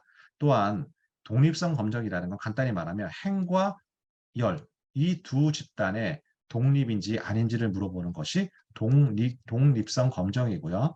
동질성은 다 똑같아요. 독립성 검정과 얘는 행이 서로 동질 분포인지를 물어보는 것이 동질성 검정이다라고 생각하시면 됩니다. 똑같아요. 구하는 방법은요. 가설 검정 똑같고요.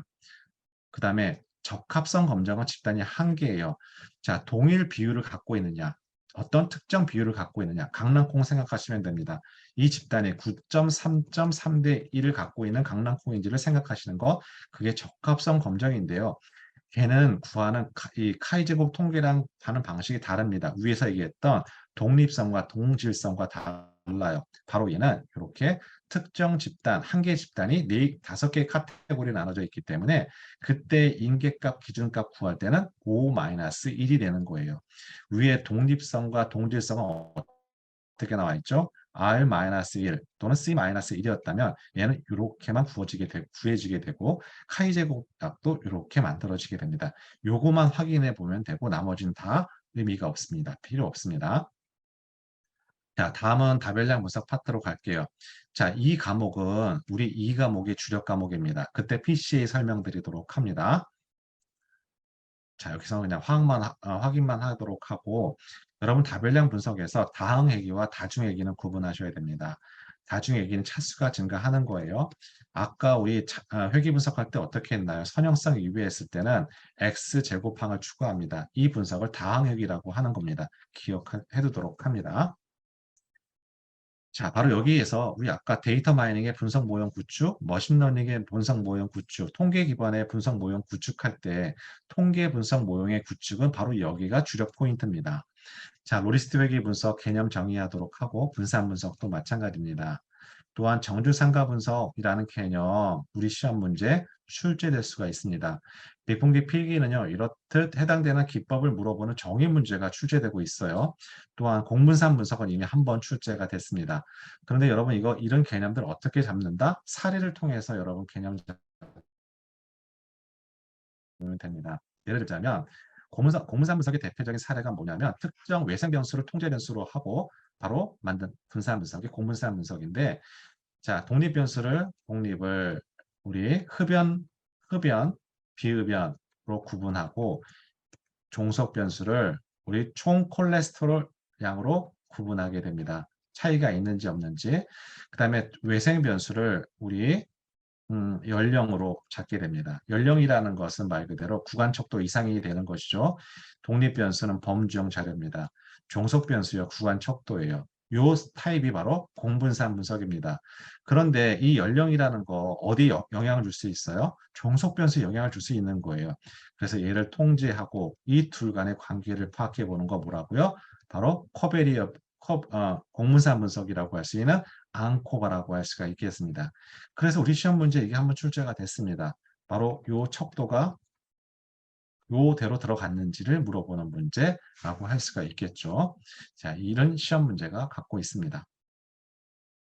자, 주성부 분석은 우리 제가 이 과목에서 말씀드리도록 할게요. 어쨌든 간에 차원이 많다는 건 어디에 빠져요? 모델이 복잡해지고 하이 베리언스고 로우 바이어스지만 과대적합에 빠집니다. 결국에는 모델이 좋다는 것은 우리 베리언스도 적정해야 되고 바이어스 두 개를 다 고려해야지만 좋은 모델이 되는 것이죠. 하지만 아쉽게도 둘 간의 관계는 어떤 관계다? 트레이드 오프 관계라는 게 아쉬울 뿐입니다. 자, 이거 출제되지 않습니다. 이 과목에서만 한 테이블만 요약하시면 됩니다. 4차원 정도 마찬가지예요. 이 거기서 등장하게 됩니다. 자, 시결 분석에선 출제될 수가 있습니다. 한 문제 또는 두 문제 배정이 되어 있는 게 시결 분석이고요. 우리 정상성 조건 세 가지, 비정상성 변환하는 방법, 차물이라는 단어 있었고요. 또는 로고도 있었어요. 분산이 일정하지 않으면요. 또한 이동평균과 지수평활법 정의하는 방법이 있었습니다. 이 점 강조해서 말씀드리도록 합니다. 그 다음에 우리 AR과 MA 모형의 수식이 하나 있습니다. 여러분 AR 모형을 만드는 수식 말 그대로 현재 시점을 어떻게 만든다고요? 이 현재 시점에서 전 시점으로 계속 선형결합의 형태로 만들어져 있는 게 AR이고 맨 끝에 바로 백색 잡음이 들어가 있습니다. 이게 바로 오차함과 같은 획인 모양의 오차함과 같은 형태가 바로 AR 모형이고요. MA 모형은 바로 이 백색 잡음의 선형결합으로 만들어져 있는 게 AMA 모형이라고 할 수가 있는데 우리 시험 문제에서는 제가 보기엔 이번에 백색 잡음에 관련된 정의 문제가 출제될 수가 있습니다. 오차항의 조건처럼 백색 잡음도 조건이 있습니다. 백색 잡음 정상 시계열입니다. 자, 이 부분 출제될 수가 있습니다. 그런데 6회 문제에 뭐가 출제가 됐냐면 이 문제가 출제가 됐습니다. 우리 AR과 MA 모형 구분할 때 뭘 가지고 구분하냐면 ACF와 PACF와 가지고 구분한다라고 할 수가 있습니다. ACF는 자기상관 함수고요. PACF는 자기상관 함수예요. 자, 얘는 말 그대로 과거는 현재와 미래와 서로 관련이 있다는 개념이 바로 이와 같은 자기상관 함수인데 이걸 수식으로 만들면 공분산 수식과 같습니다. 즉, 자기상관 함수는 공분산이라고 생각하셔도 돼요. 이건 이미 한번 출제가 됐고 부분 자기상관 함수는 이런 시계열과 관련된 요건, 특정 시차에 있는 시계열 요건을 다 삭제를 하고 두 시차의 관계를 물어보는 거라고 할 수가 있겠습니다. 이렇게 시간적 요건을 빼고 나면 뭐가 남냐면 잔차만 남습니다. 즉 해당되는 시차의 잔차의 상관계수가 바로 부분 자기상관함수라고 기억하시면 되겠고 정답은 잔차를 물어볼 수가 있다는 생각이 듭니다. 자, 분해시계열 요인 네 가지가 있죠. 자, 이거는 ADSP랑 공통적인 부분입니다. 이렇게만 정리하고 넘어가도록 합니다.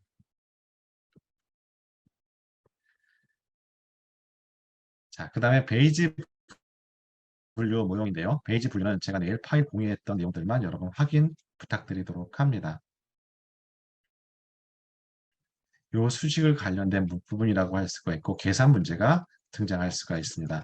수식이 나오거나 계산 문제가 나올 수가 있어요. 하지만 그 계산 문제 이 수식에만 적용하면 된다라고 할 수가 있고 여러분 나이브 베이지 분류 모형 중에서 가장 기억해야 될 것은 뭐냐면 모든 독립 변수가 서로 독립이라는 가정 조건이 있습니다.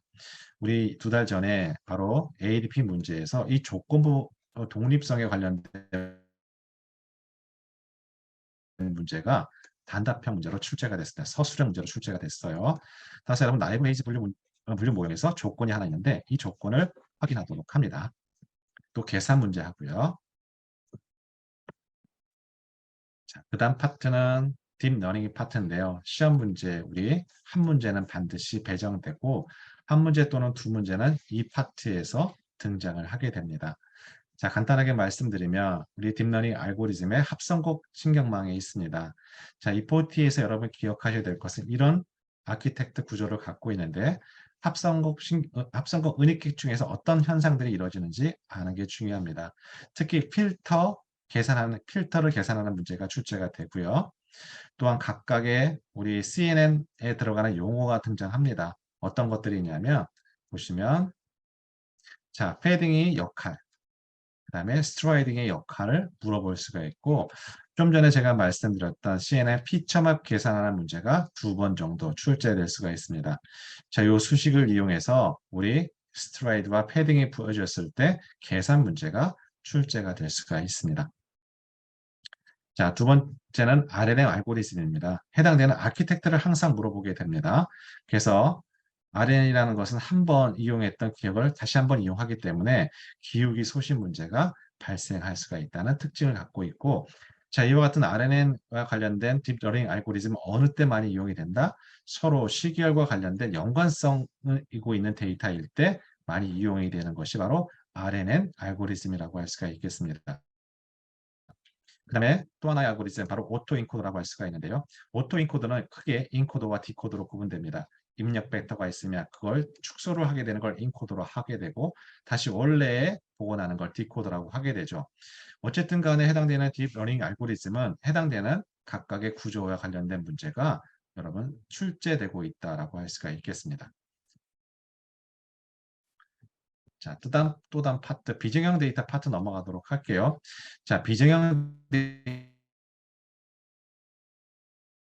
데이터 파트는 오히려 이 과목에 나와 있는 비정형 데이터 분석 기법에 관련해서는 출제될 수가 없습니다.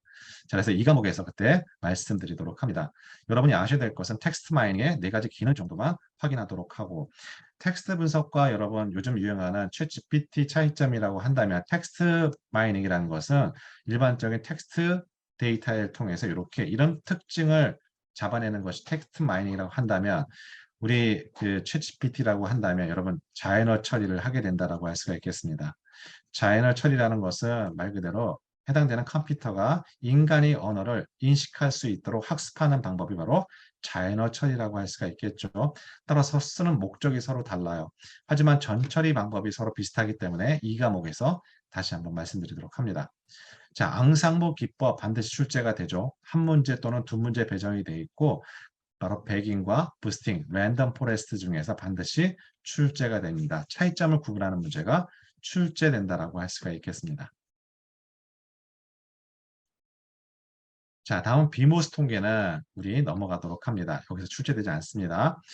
자, 비모스 통계에서 여러분 포인트가 한다면 뭐냐면 모수적 검정에 대응되는 비모수 검정을 서로 올바르게 연결하는 거예요. 뭐냐면 모수적 검정에서 우리 한 집단, 두 집단의 평균 차이 검정을 우리 독립해본 t-테스트라고 하는데 그거에 대응하는 비모수 검정이 무엇이 있는가? 또는 모수 검정에서 한 집단의 전후 차이를 검정하는 평균 차이 검정을 대응 비교 t-테스트 또는 페어 t-테스트라고 하는데 그에 해당되는 비모수 검정이 무엇인지를 아는 것이 출제 포인트입니다. 또한 비모수 검정의 특징을 구분하는 것. 비모수 검정이라는 건 뭐예요? 특정 분포임을 가정하지 않잖아요. 또한 우리 서열척도, 명복척도일 때 이용하는 것이 바로 비모수 검정이라고 할 수가 있겠습니다. 이렇게만 정리하도록 합니다. 자, 이렇게 3과목이 끝났고 우리 2과목 넘어가도록 할게요. 자, 우리 제가 공유 화면을 바꾸도록 합니다.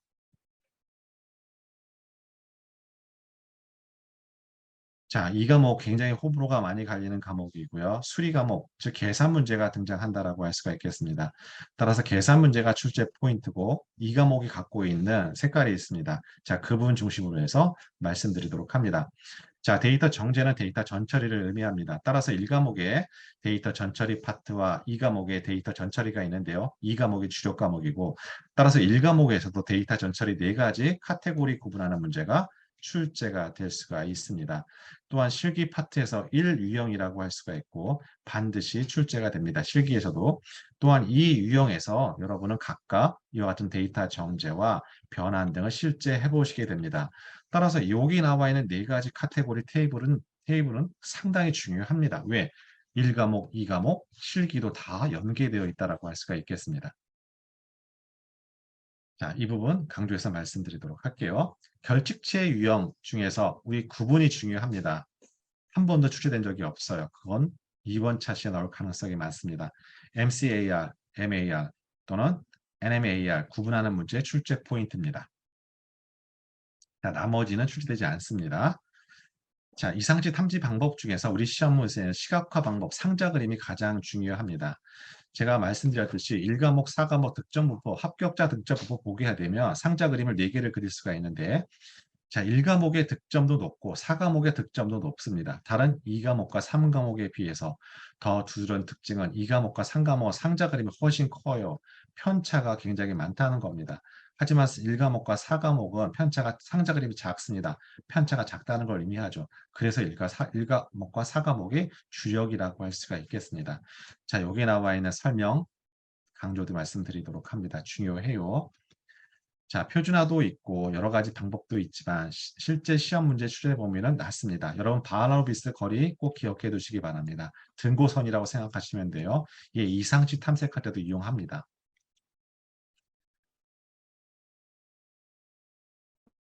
또 하나, 우리 이상치를 제외하고 무조건 분석한다. 100% 오답 보기입니다. 이상치도 왜 이유를 알아야지 제거하는 거죠. 무조건 이상치가 한다 해서 무조건 제거하면 안 된다라고 할 수가 있겠습니다. 자, 여기 두 번째 변수 선택 방법이 있어요. 우리 3과목에서 뭐가 등장했나요? 회귀 분석할 때 전진 선택과 후지 제거가 등장했지만 바로 여기서 이 과목이 주력 과목입니다. 바로 차원 축소를 의미하는 변수 선택이라고 할 수가 있겠습니다. 크게 세 가지로 구분합니다. 필터와 우리 래퍼와 인베디드 방법이 구분된다라고 할 수가 있고 우리 래퍼 방법에서 무조건 한 문제가 나옵니다. 바로 전진 과 후진 단계별 물어볼 수가 있습니다. 인베디드 방법에서도 무조건 한 문제가 등장하게 되는데요. 리치와 라쏘가 출제될 수가 있습니다. 자, 여기 안에 굉장히 다양한 뜻이 있는데요. 결국에는 뭐예요? 앞에 나와 있는 것은 최소 제곱법입니다. 회귀 분석에서 최소 제곱법은 바이어스에 초점이 맞춰져 있는 거예요. 뒤에 나와 있는 것은 바로 베리언스를 감안한 겁니다. 특정 제곱값 이하로 페널티를 주는 방식이라고 할 수가 있겠죠. 바로 특정 제곱값 이하로 얘를 L투놈이라고 합니다. 결국에는 좋은 모형을 만든다고 한다면 바이어스와 베리언스를 두 개 고려해야지만 두 개가 가장 이상적일 때 최적의 모델이라고 할 수가 있고 우리 실기에서 실제 요 리치나 라쏘로 하게 되면 물론 우리에서는 해당 사항이 없지만 훨씬 성능이 좋게 나옵니다. 다른 모형보다도. 좋게 나옵니다. 그건 일단 빅분기 다 합격하고 나서 추가적으로 이 모델을 하라는 건 말씀이고 실기에서도 이렇게 하지 않습니다. 간단한 모델 가지고 합니다. 하지만 우리 시험 문제에서는 얘를 주어지게 되고 얘가 리치인지 또는 얘 보여주게 되고 얘가 맞선지를 물어봅니다. 정말 할 얘기가 많지만 이렇게까만 설명을 못 드리는 게 아쉽기도 합니다. 또한 이 리치와 라쏘의 기능이 좀 차이가 있습니다. 이 기능을 구분하는 문제가 출제가 될 수가 있습니다. 하지만 반드시 출제가 됩니다. 자, 또 하나 우리 차원 축소 방법 중에서 우리 변수 앞에 했던 것은 피처 셀렉션이고요. 지금 하는 것은 피처 익스트랙션이라고 할 수가 있겠습니다. 자, 거기에 해당되는 첫 번째가 뭐라고요? 바로 주성분입니다. 주성분이라는 것은 이렇게 Z라는 것은 주성분이고요. Z라는 주성분은 각각의 주성분은 어떻게 선형결합, 원변수의 선형결합으로 나타낼 수가 있습니다. Z1이 1주성분이라면 각각 원변수의 선형결합 나타날 수가 있고 Z2의 두 번째 주성분은 각각 원변수의 선형결합으로 나타날 수가 있는 것이죠. 이렇듯 주성분이라는 것은 데이터의 상관성을 기반으로 해서 가장 데이터의 분산을 크게 하는 것을 1주성분으로 하게 되고 이 1주성분과 독립인 두 번째 축을 갖고 있는 것을 제2주성분이라고 할 수가 있겠습니다. 자, 이게 주성분이죠. 우리 시험 문제에서는 얘가 기준값이에요. 얘를 기준으로 통해서 얘와 다차원 척도법의 차이 또는 얘와 요인 분석의 차이, 주성분 분석과 특이값 분해의 차이, 주성분 분석과 LDA 차이점이 출제 포인트를 갖고 있습니다. 자, 이와 같은 기반을 통해서 우리 다별량 분석에서도 이 과목에서 요 테이블에 나와 있는 내용이 주력 출제 포인트로 자리 잡고 있다고 할 수가 있겠죠. 또한 요인 분석은 우리 다른 검정이라고 할 수 있는 사회조사 분석사 1급 과정에서 일단 요인 분석을 하고 요인 분석을 통해서 회귀 분석을 하는 방식이 실기 방법이에요. 따라서 우리 시험 문제 이상하게 요인 분석과 주성분 분석을 비교하는 검정 시험이 출제되고 있습니다. 목적이 서로 달라요. 얘는 통계적 가설 검정이 목적이고요. 얘는 데이터의 축소 또는 시각화, 데이터 압축이 이와 관련된 시험입니다. 목적입니다. 그죠? 그런데 이 두 개를 가지고 계속 차이점을 물어보는 문제가 출제되고 있다는 거 약간 특이점이라고 할 수가 있겠습니다. 자, 또 하나 보시면 파생변수라는 거 말 그대로 파생변수 실제 만들죠. 실기에서요. 그죠? 파생변수와 요약변수 정의 내리는 거 중요합니다. 자, 이런 문제 틀리시면 안 돼요. 자, 뭐 데이터 변환 파트가 있습니다. 변수 변환인데요. 변수 변환에 보시면 우리 시험 문제 로그 변환이 중요해요. 이거 실기랑 연관이 있습니다. 실기 100% 나오게 됩니다. 로그 변환이라는 건 어떤 특징을 갖고 있냐면요. 분석하는 사람들 이거 아무 생각 없이 그냥 무의식적으로 많이 이용할 정도로 많이 사용이 됩니다. 큰 수를 작게 만들고 복잡한 계산을 간편하게 만들어서 특정 변수를 그냥 나중에는 아무런 의식 없이 로그 변환하는 경우가 많거든요. 자, 이 특징을 구분하는 문제 중요합니다. 자, 네 번째 박스 콕스 변환 중요합니다. 얘는 비대칭 분포를 정규 분포로 만드는 데 역할을 하게 되고요. 또한 다른 기능 또 있어요. 여기 여러분 뭐 굳이 여기까지 알 필요는 없지만 여전슨이라는 것도 똑같은 기능을 갖고 있습니다. 그런데 실기에선 하지 않아요. 이거 하지 않아도 시험 주관 쪽에서 요구하는 점수 넘습니다. 그래서 단순하게 괜히 단순하게 만드는 게 목적이죠. 이거는 이론에만 나옵니다. 그 다음에 범주형 변환에서 구간화가 있고 더미 변수가 있어요. 이거 더미 변수라는 거 독립 변수가 범주형일 때 쓰는 겁니다. 그다음에 우리 세 번째 데이터 인코딩이에요. 이거는 파이썬에 할 때만 이용합니다. 따라서 이론 파트에만 출제가 됩니다. 물론 실기 파이썬 할 경우에는 활용하시면 되겠고 R을 이용하는 사람은 팩터 변수 변환하게 되면 자동으로 변합니다. 따라서 이와 같은 레이블과 원핫 이거 더미 변수입니다. 이게 타켓 인코딩, 오디널 인코딩을 물어보는 문제가 출제될 수가 있습니다. 자, 데이터 스케일링은 반드시 나올 가능성이 많습니다. 자, 첫 번째 민맥스 정교합니다. 지금까지 출제 포인트가 이렇게 수식을 물어보는 문제 말 그대로 이렇게 변환이 됩니다. 이거 1 작업 유형입니다. 그런데 제가 보기에는 얘를 간단하게 손으로 계산할 수 있는 문제가 나오고 계산 문제로 제가 보기에는 출제 가능성이 있어 보입니다. 계산 문제로요. 수식은 이미 한번 나왔어요. 실기도 반드시 나오고요, 얘가. 그다음에 G점수 표준도 마찬가지예요. 이렇게 수식 물어봐는 계산 문제 한번 출제가 됐어요. 이미 한번 출제가 됐어요. 그러니까 얘도 한번 나올 거 가능성이 출제될 가능성이 많다고요. 요점 강조해서 말씀드리도록 합니다. 자, 불규정 데이터 처리 나오게 되는데요. 불규정 데이터는 이론상으로만 존재합니다. 실제 실기에서는 하지 않습니다. 하지 않아요. 그래서 언더 샘플링의 장단점, 오버 샘플링의 장단점, 그다음에 세 번째 또 뭐가 있죠? 인계값 이동이 있고요. 네 번째 앙상블 기법이 있습니다. 이렇게만 정리하도록 하고 우리 언더 샘플링 함으로 인해서 얻어지는 장점과 단점이 있습니다. 또는 오버 샘플링의 장점과 단점이 있습니다. 아직까지 언더 샘플링의 기본적인 내용, 이런 다양한 종류 기법들을 물어보는 문제는 출제되지 않았습니다. 출제되지 않았습니다. 자, 이렇게만 정리하도록 합니다. 자, 데이터 탐색이에요. 데이터 탐색 파트 크게 우리는 통계적 가설 검정이고 EDA는 탐색적 데이터 분석이죠. 자, 요 같은 내용들을 물어볼 수가 있습니다. 확증적 데이터 분석을 얘기하고 탐색적 데이터 분석의 오답 보기로 등장할 수가 있다라고 생각하시면 되겠습니다. 아쉽게도 우리는 실기 파트에서 여러분 시각화 기능을 쓸 수가 없어요. 따라서 탐색적 데이터 분석은 이론상으로만 할 수가 있는 겁니다. 그렇죠? 자, 이렇게 확인해 보도록 할게요. 자, 상관 분석, 우리 시험 문제에서는 공분산이 중요해요. 자, 상관 분석할 때 상관계수, 그리고 피어슨의 상관계수라고 하죠. 자, 여기 모양 보시면 이와 같은 걸 no correlation 0입니다. 그런데 이런 것들은 선형 관계가 없는 것이죠. 아무런 관계가 없다라고 하는 오답보기입니다. 이렇게 정리하도록 합니다. 공분산이 중요해요. 공분산이. 공분산이라는 결국엔 뭐예요? 각각 확률 변수에서 각각 평균의 편차의 곱의 평균을 우리는 공분산이라고 하는데 말 그대로 두 확률 변수의 선형 중심성을 파악해 볼 수 있지만 얘는 측정 단위에 민감하기 때문에 선형 강도를 파악해 보기엔 적합하지가 않다. 그래서 얘를 표준화시킨 것이 상관계수라고 할 수가 있는데요.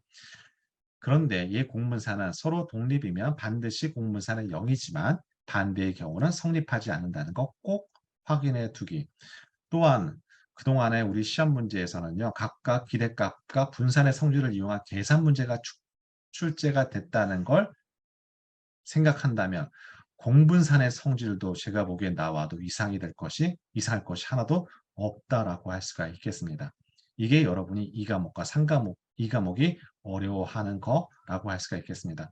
어쨌든 공분산은 측정 단위에 굉장히 민감해요. 자, 상관계수에서는 피어슨과 스피어만의 구분하는 거 출제 포인트입니다.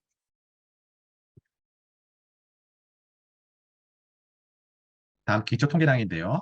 딴 건 없고요. 우리 바로 해당되는 평균값과 중앙값 이용해서 대소 크기 구하는 문제가 얘도 출제가 될 수가 있습니다. 왜 그러냐면 결론적으로 말씀드리면 모형 구축할 때 우리 데이터 불균형인지 여부 이와 같은 형태로 파악해 보는 것이죠. 그죠? 그렇기 때문에 출제가 계속된다라고 생각하시면 되겠습니다. 자, 또 하나 우리 시험에서만 특정 가능할 수 있는 것이 변동계수의 정의를 물어보는 문제 출제될 수가 있고 외도라는 것은 0보다 크다는 건 뭐예요? 여기 보시면 여기에 평균이고 여기에 중앙값이에요. 양수라는 건 뭐예요? 얘가 크다는 걸 의미합니다. 이렇게 유추해 볼 수도 있습니다. 자, 다음은 우리 시각적 데이터 탐색인데요. 자, 여기서는 출제 포인트는 상자 그림입니다. 얘가 가장 중요해요. 자, 그 다음에 시공간 데이터에는 포인트가 두 가지밖에 없습니다. 단계 구분도랑 카테고리의 정의만 알고 있는 게 중요합니다. 자, 다별량 데이터 탐색에서는 두 가지가 있습니다. 자, 조건부 플롯과 평행자법 플롯의 정의를 아는 문제. 나머지 여기 다차원 척도법은 아까 이 과목에서 제가 말씀드렸잖아요. 표, 그거 외에는 출제되지가 않습니다. 바로 여기 나와 있는 조건부 플롯과 평행좌표 플롯이라고 할 수가 있겠습니다. 자, 여기 나와 있는 것이 비정형 데이터 탐색의 전처리 방법이라고 할 수가 있는데 우리 시험 문제에선 용어가 출제가 됩니다. 용어의 정의가 출제가 됩니다. 따로 비정형 데이터 분석 기법은 절대 출제되지가 않습니다. 말 그대로 비정형 데이터를 처리함으로 인해서 쓰는 전처리 용어와 우리 사회 연결말 분석, SNA 분석할 때 중심성과 관련된 네 가지 분석 기법만 출제가 됩니다. 딴 건 확인하지 않도록 합니다. 자, 보시면 결국에는 비정형 데이터도 우리 수치화 시켜야지만 분석할 수가 있습니다. 자, 그럴 때 필요한 것이 뭐 어떤 것들이 있냐면 여기 나와 있는 문서 단어 행렬이 필요하고요. 또는 단어 빈도, 영문서 빈도가 중요합니다. 우리 시험 문제에서는 이의 개념을 얘기하고 이 정의를 아는 문제가 출제가 됩니다. 따라서 이 개념을 알고 있는 게 중요합니다. 이 파일은 내일 오전에 공유시켜 드리도록 합니다. 또한 자연어 처리와 관련된 전처리 기법들이 있습니다. 여기 아까 원어 인코딩은 제가 우리 아까 데이터 변환할 때 더미 변수라고 말씀드렸습니다. 물론 이것들이 출제되지 않지만 역시 텍스트 분석과 자연어 처리는 서로 목적이 다릅니다. 자, 이 기법을 이용한 것이 뭐라고요? 지금 오픈 AI라고 할 수 있는 챗 GPT가 이와 같은 걸 통해서 문장이 완성된다고 생각하시면 되겠습니다. 그래서 우리 시험 문제에서는 이와 같은 전처리와 관련된 토크나 어간 추출 같은 것들 개념 물어보는 문제가 출제가 됩니다. 바로 이것들이죠. 자, 토크나와 관련된 용어가 뭐고, 여기 포스태깅이 어떤 걸 하는 전처리 역할을 하는 것인지, 불용어 또는 어간과 표제어를 물어보는 문제가 출제가 되고, 이게 여러분한테는 어려운 개념이라고 할 수가 있겠습니다. 나머지는 출제되지 않습니다. 자, 또한 사회 연결망 분석에서 우리 중심성을 측정하는 네 가지 지표가 있습니다. 연결 정도 중심성, 매개 중심성, 군접 중심성, 위세 중심성이 있는데 이건 이미 ADP 문제에서 문제풀이 만들어져 있습니다. 따라서 그냥 갖고 오면 되기 때문에 출제 가능성이 상당히 높다라고 할 수가 있겠습니다. 자, 세 번째는 통계 기법인데요. 이게 수리적인 부분이 들어가 있습니다. 계산 문제가 들어가 있기 때문에 제가 강조하는 포인트 중심별로 해서 반드시 확인하도록 합니다. 자, 여기서 주는 문제가 출제가 되는데요. 우리 표본 추출 방법 중에서 네 가지가 있습니다. 자, 이 네 가지가 있는데요. 이거 틀리면 심각해집니다. 또한 척도, 여기가 주력 과목이고요. 네 가지 척도에 관련된 문제가 출제가 된다라고 할 수가 있겠습니다. 그다음에 확률 분포에서는요. 자, 내일 오전에 파일 중에서 조건부 확률과 관련된 베이 정리, 요 포인트가 내일 오전에 오픈될 거고요. 파일로 전달해 드릴 거고요. 자, 우리 시험 문제에서 어떤 것들이 출제를 갖고 있는지 확인하도록 합니다. 조건부와 베이지안 정리 둘 중에 하나는 반드시 한 문항이 출제가 됩니다. 또한 여러분 요 개념은 어디서 또 이용이 되냐면 연관성 분석에서요. 우리 리프트 향상도 할 때 서로 향상도가 1일 때 독립이라고 했죠. 바로 요 조건이 성립이기 때문에 향상도가 1이 나옵니다. 그때 요 개념이 들어갑니다. 요 수식이 성립할 때 우리는 독립이라고 얘기를 하는 것이죠. 자, 이거는 내일 여러분 파일로 공유해서 요 관련된 정의 문제는 확인하도록 하고요. 여러분이 기억하셔야 될 것은 이산화 확률 변수의 기대값 포인트 확인하도록 합니다. 자, 또한 이산화 확률 분포에서 베르니 시행과 이항 분포의 차이점, 베르니 시행 상호 배타적인 두 사건, 이걸 베르니 시행이라 하고 이걸 횟수가 n번일 때 이항 분포라고 하게 되죠. 더욱 중요한 것은 바로 초기화 분포입니다. 초기화 분포는 건 뭐냐면 종속 사건이에요. 말 그대로 비복원입니다. 정답은 초기화하고 얘만의 특징을 알고 가셔야만 하고 포화성 분포의 정의를 구하는 문제가 출제될 수가 있습니다. 또 하나 제가 예상컨대 포화성 분포의 조건이 네 가지가 있습니다. 자, 이런 것들을 물어볼 수가 있어요. 지금까지 출제 때 출제 유형을 기반으로 한다면요. 자, 표준전기 분포, 이 수식 문제는 이미 한번 출제가 됐습니다. 이게 뭐라고요?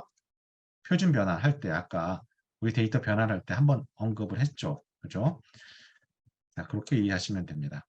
나머지는 출제되기가 어렵다고 생각이 듭니다. F 분포는 두 집단의 분산에 추정할 때 쓰는 분포, 얘는 한 집단의 분산 추정할 때 쓰는 분포.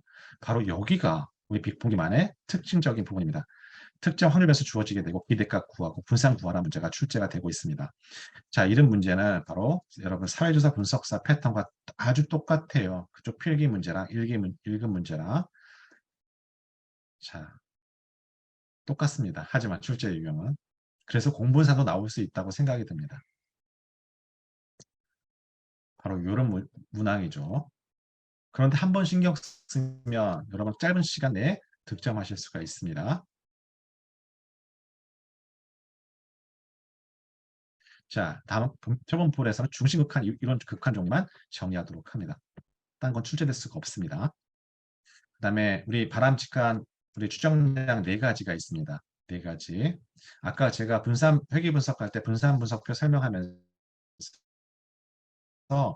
우리 아까 그 회귀 변동과 오차 변동에 관련된 불편 추정성 물어봤잖아요. 그죠? 그게 출제가 됐습니다. ADP 문제에서요.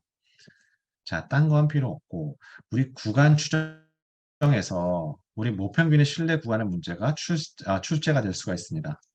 나머지는 손으로 못 구해요. 분산 추정은 손으로 못 구하기 때문에 계산 문제로서 여러분 95%의 모평균 신뢰 구하는 문제 구할 수 있고 우리 95% 신뢰 수준을 의미하는 문제가 출제될 수가 있습니다. 확률이라는 단어가 등장하면 오답입니다. 바로 요 수식입니다. 계산 문제요.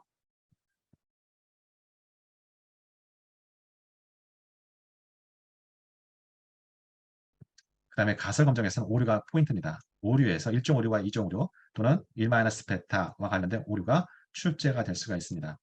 자, 우리 필기에서는요. 가설 검정을 통해 검정 문제를 통해서 우리 규모가설 기각 채택 유무를 파악하는 게 필기 문제고요. 실기에서는 이 p-밸류 값을 이용해서 p-밸류 값을 제출한다거나 의사결정, 기각 채택을 제출한다거나 이게 바로 실기 문제입니다. 이렇게 카테고리가 구분이 됩니다. 어쨌든 간에 p-밸류라는 건 뭐예요? 귀무가설이 맞다는 전제 하에서 검정 통계량의 확률입니다. p-밸류가 낮다는 건 뭐예요? 귀무가설이 그만큼 기각될, 반증할 충분한 근거가 있다는 거라고 할 수가 있겠습니다. p-value가 0.0이라는 건 뭐예요? 귀무가설이 맞을 확률이 1%밖에 안 된다는 거예요. 그죠? 따라서 귀무가설이 낮다는 것은 그만큼 귀무가설에 대한 강한 반증이다라고 할 수가 있겠죠. 자, 이 부분은 여러분 실기에서 등장합니다. 물론 필기에서는 등장할 수가 없어요. 왜 그러냐면 필기에서 이게 등장하려면 특정 R과 파이성 결과가 등장해야 되고 그걸 통해서 판단한다라고 할 수가 있겠습니다. 이렇게도 추정해 본다라고 할 수가 있겠어요. 필기가 어떤 형태가 등장한다는 게. 자, 이 부분은 다 실기 파트입니다. 여러분이 기억하셔야 될 것은 이에 대한 올바른 개념입니다. 또한 이해 개념이에요. 어쨌든 간에 우리는 뭘 고정합니까? 얘가 더 일종 오류가 더 심각하기 때문에 얘를 고정하고 하는 것이죠. 일반적으로 얼마요?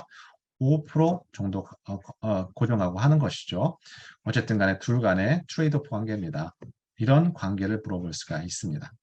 자, 이렇게 해서 정리를 하시면 됩니다.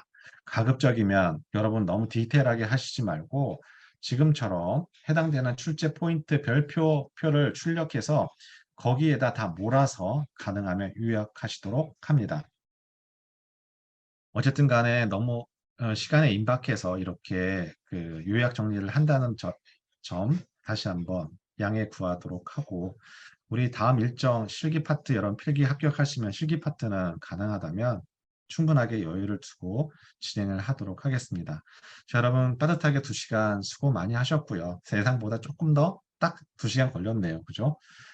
내일 모레 좋은 결과 있으시면 바랍니다. 기원해 드리고 그다음에 또 여러분 그 필기 보다가 혹시 궁금사항 있으면 필기 관련된 문제에 해당되는 웹사이트 통해서 질의해 주시면 그날 확인해서 여러분 답안 체크해서 올려드리도록 하겠습니다. 자, 여러분 오늘 하루 고생하셨고요. 여러분 좋은 결과 있기를 기원해 드리도록 하겠습니다.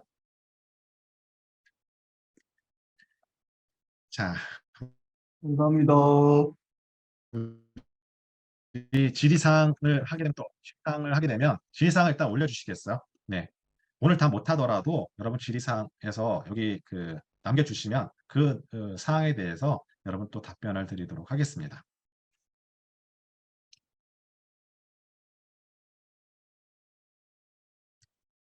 혹시 질의사항 있으면 올려주세요. 지금 한 1, 2분 있으면 받을 것 있으면 받도록 하겠습니다. 아, 요약 파일은 제가 내일 오전에 한번 요약 파일을 올려드리도록 할게요. 그리고 우리 빅본기 필기 시험이 난이도가 있는 시험은 결코 아니라 생각이 듭니다. 물론 난이도가 어려운 시험은 어렵게 나올 수밖에 없는데 그 부분이 합격에 큰 영향을 줄 수는 없어요. 단 조건, 1사 과목이 제가 좀 전에 말씀드렸던 형태로 정리가 되어 있다면 일단 빅본기 필기는 그렇게 난이도 있는 시험은 결코 아니라고 할 수가 있겠습니다. 자, 오늘 하루 너무 고생하셨고요. 자, 내일 모레 좋은 결과 있길 정말 진심으로 기원드립니다. 자, 수고하셨습니다.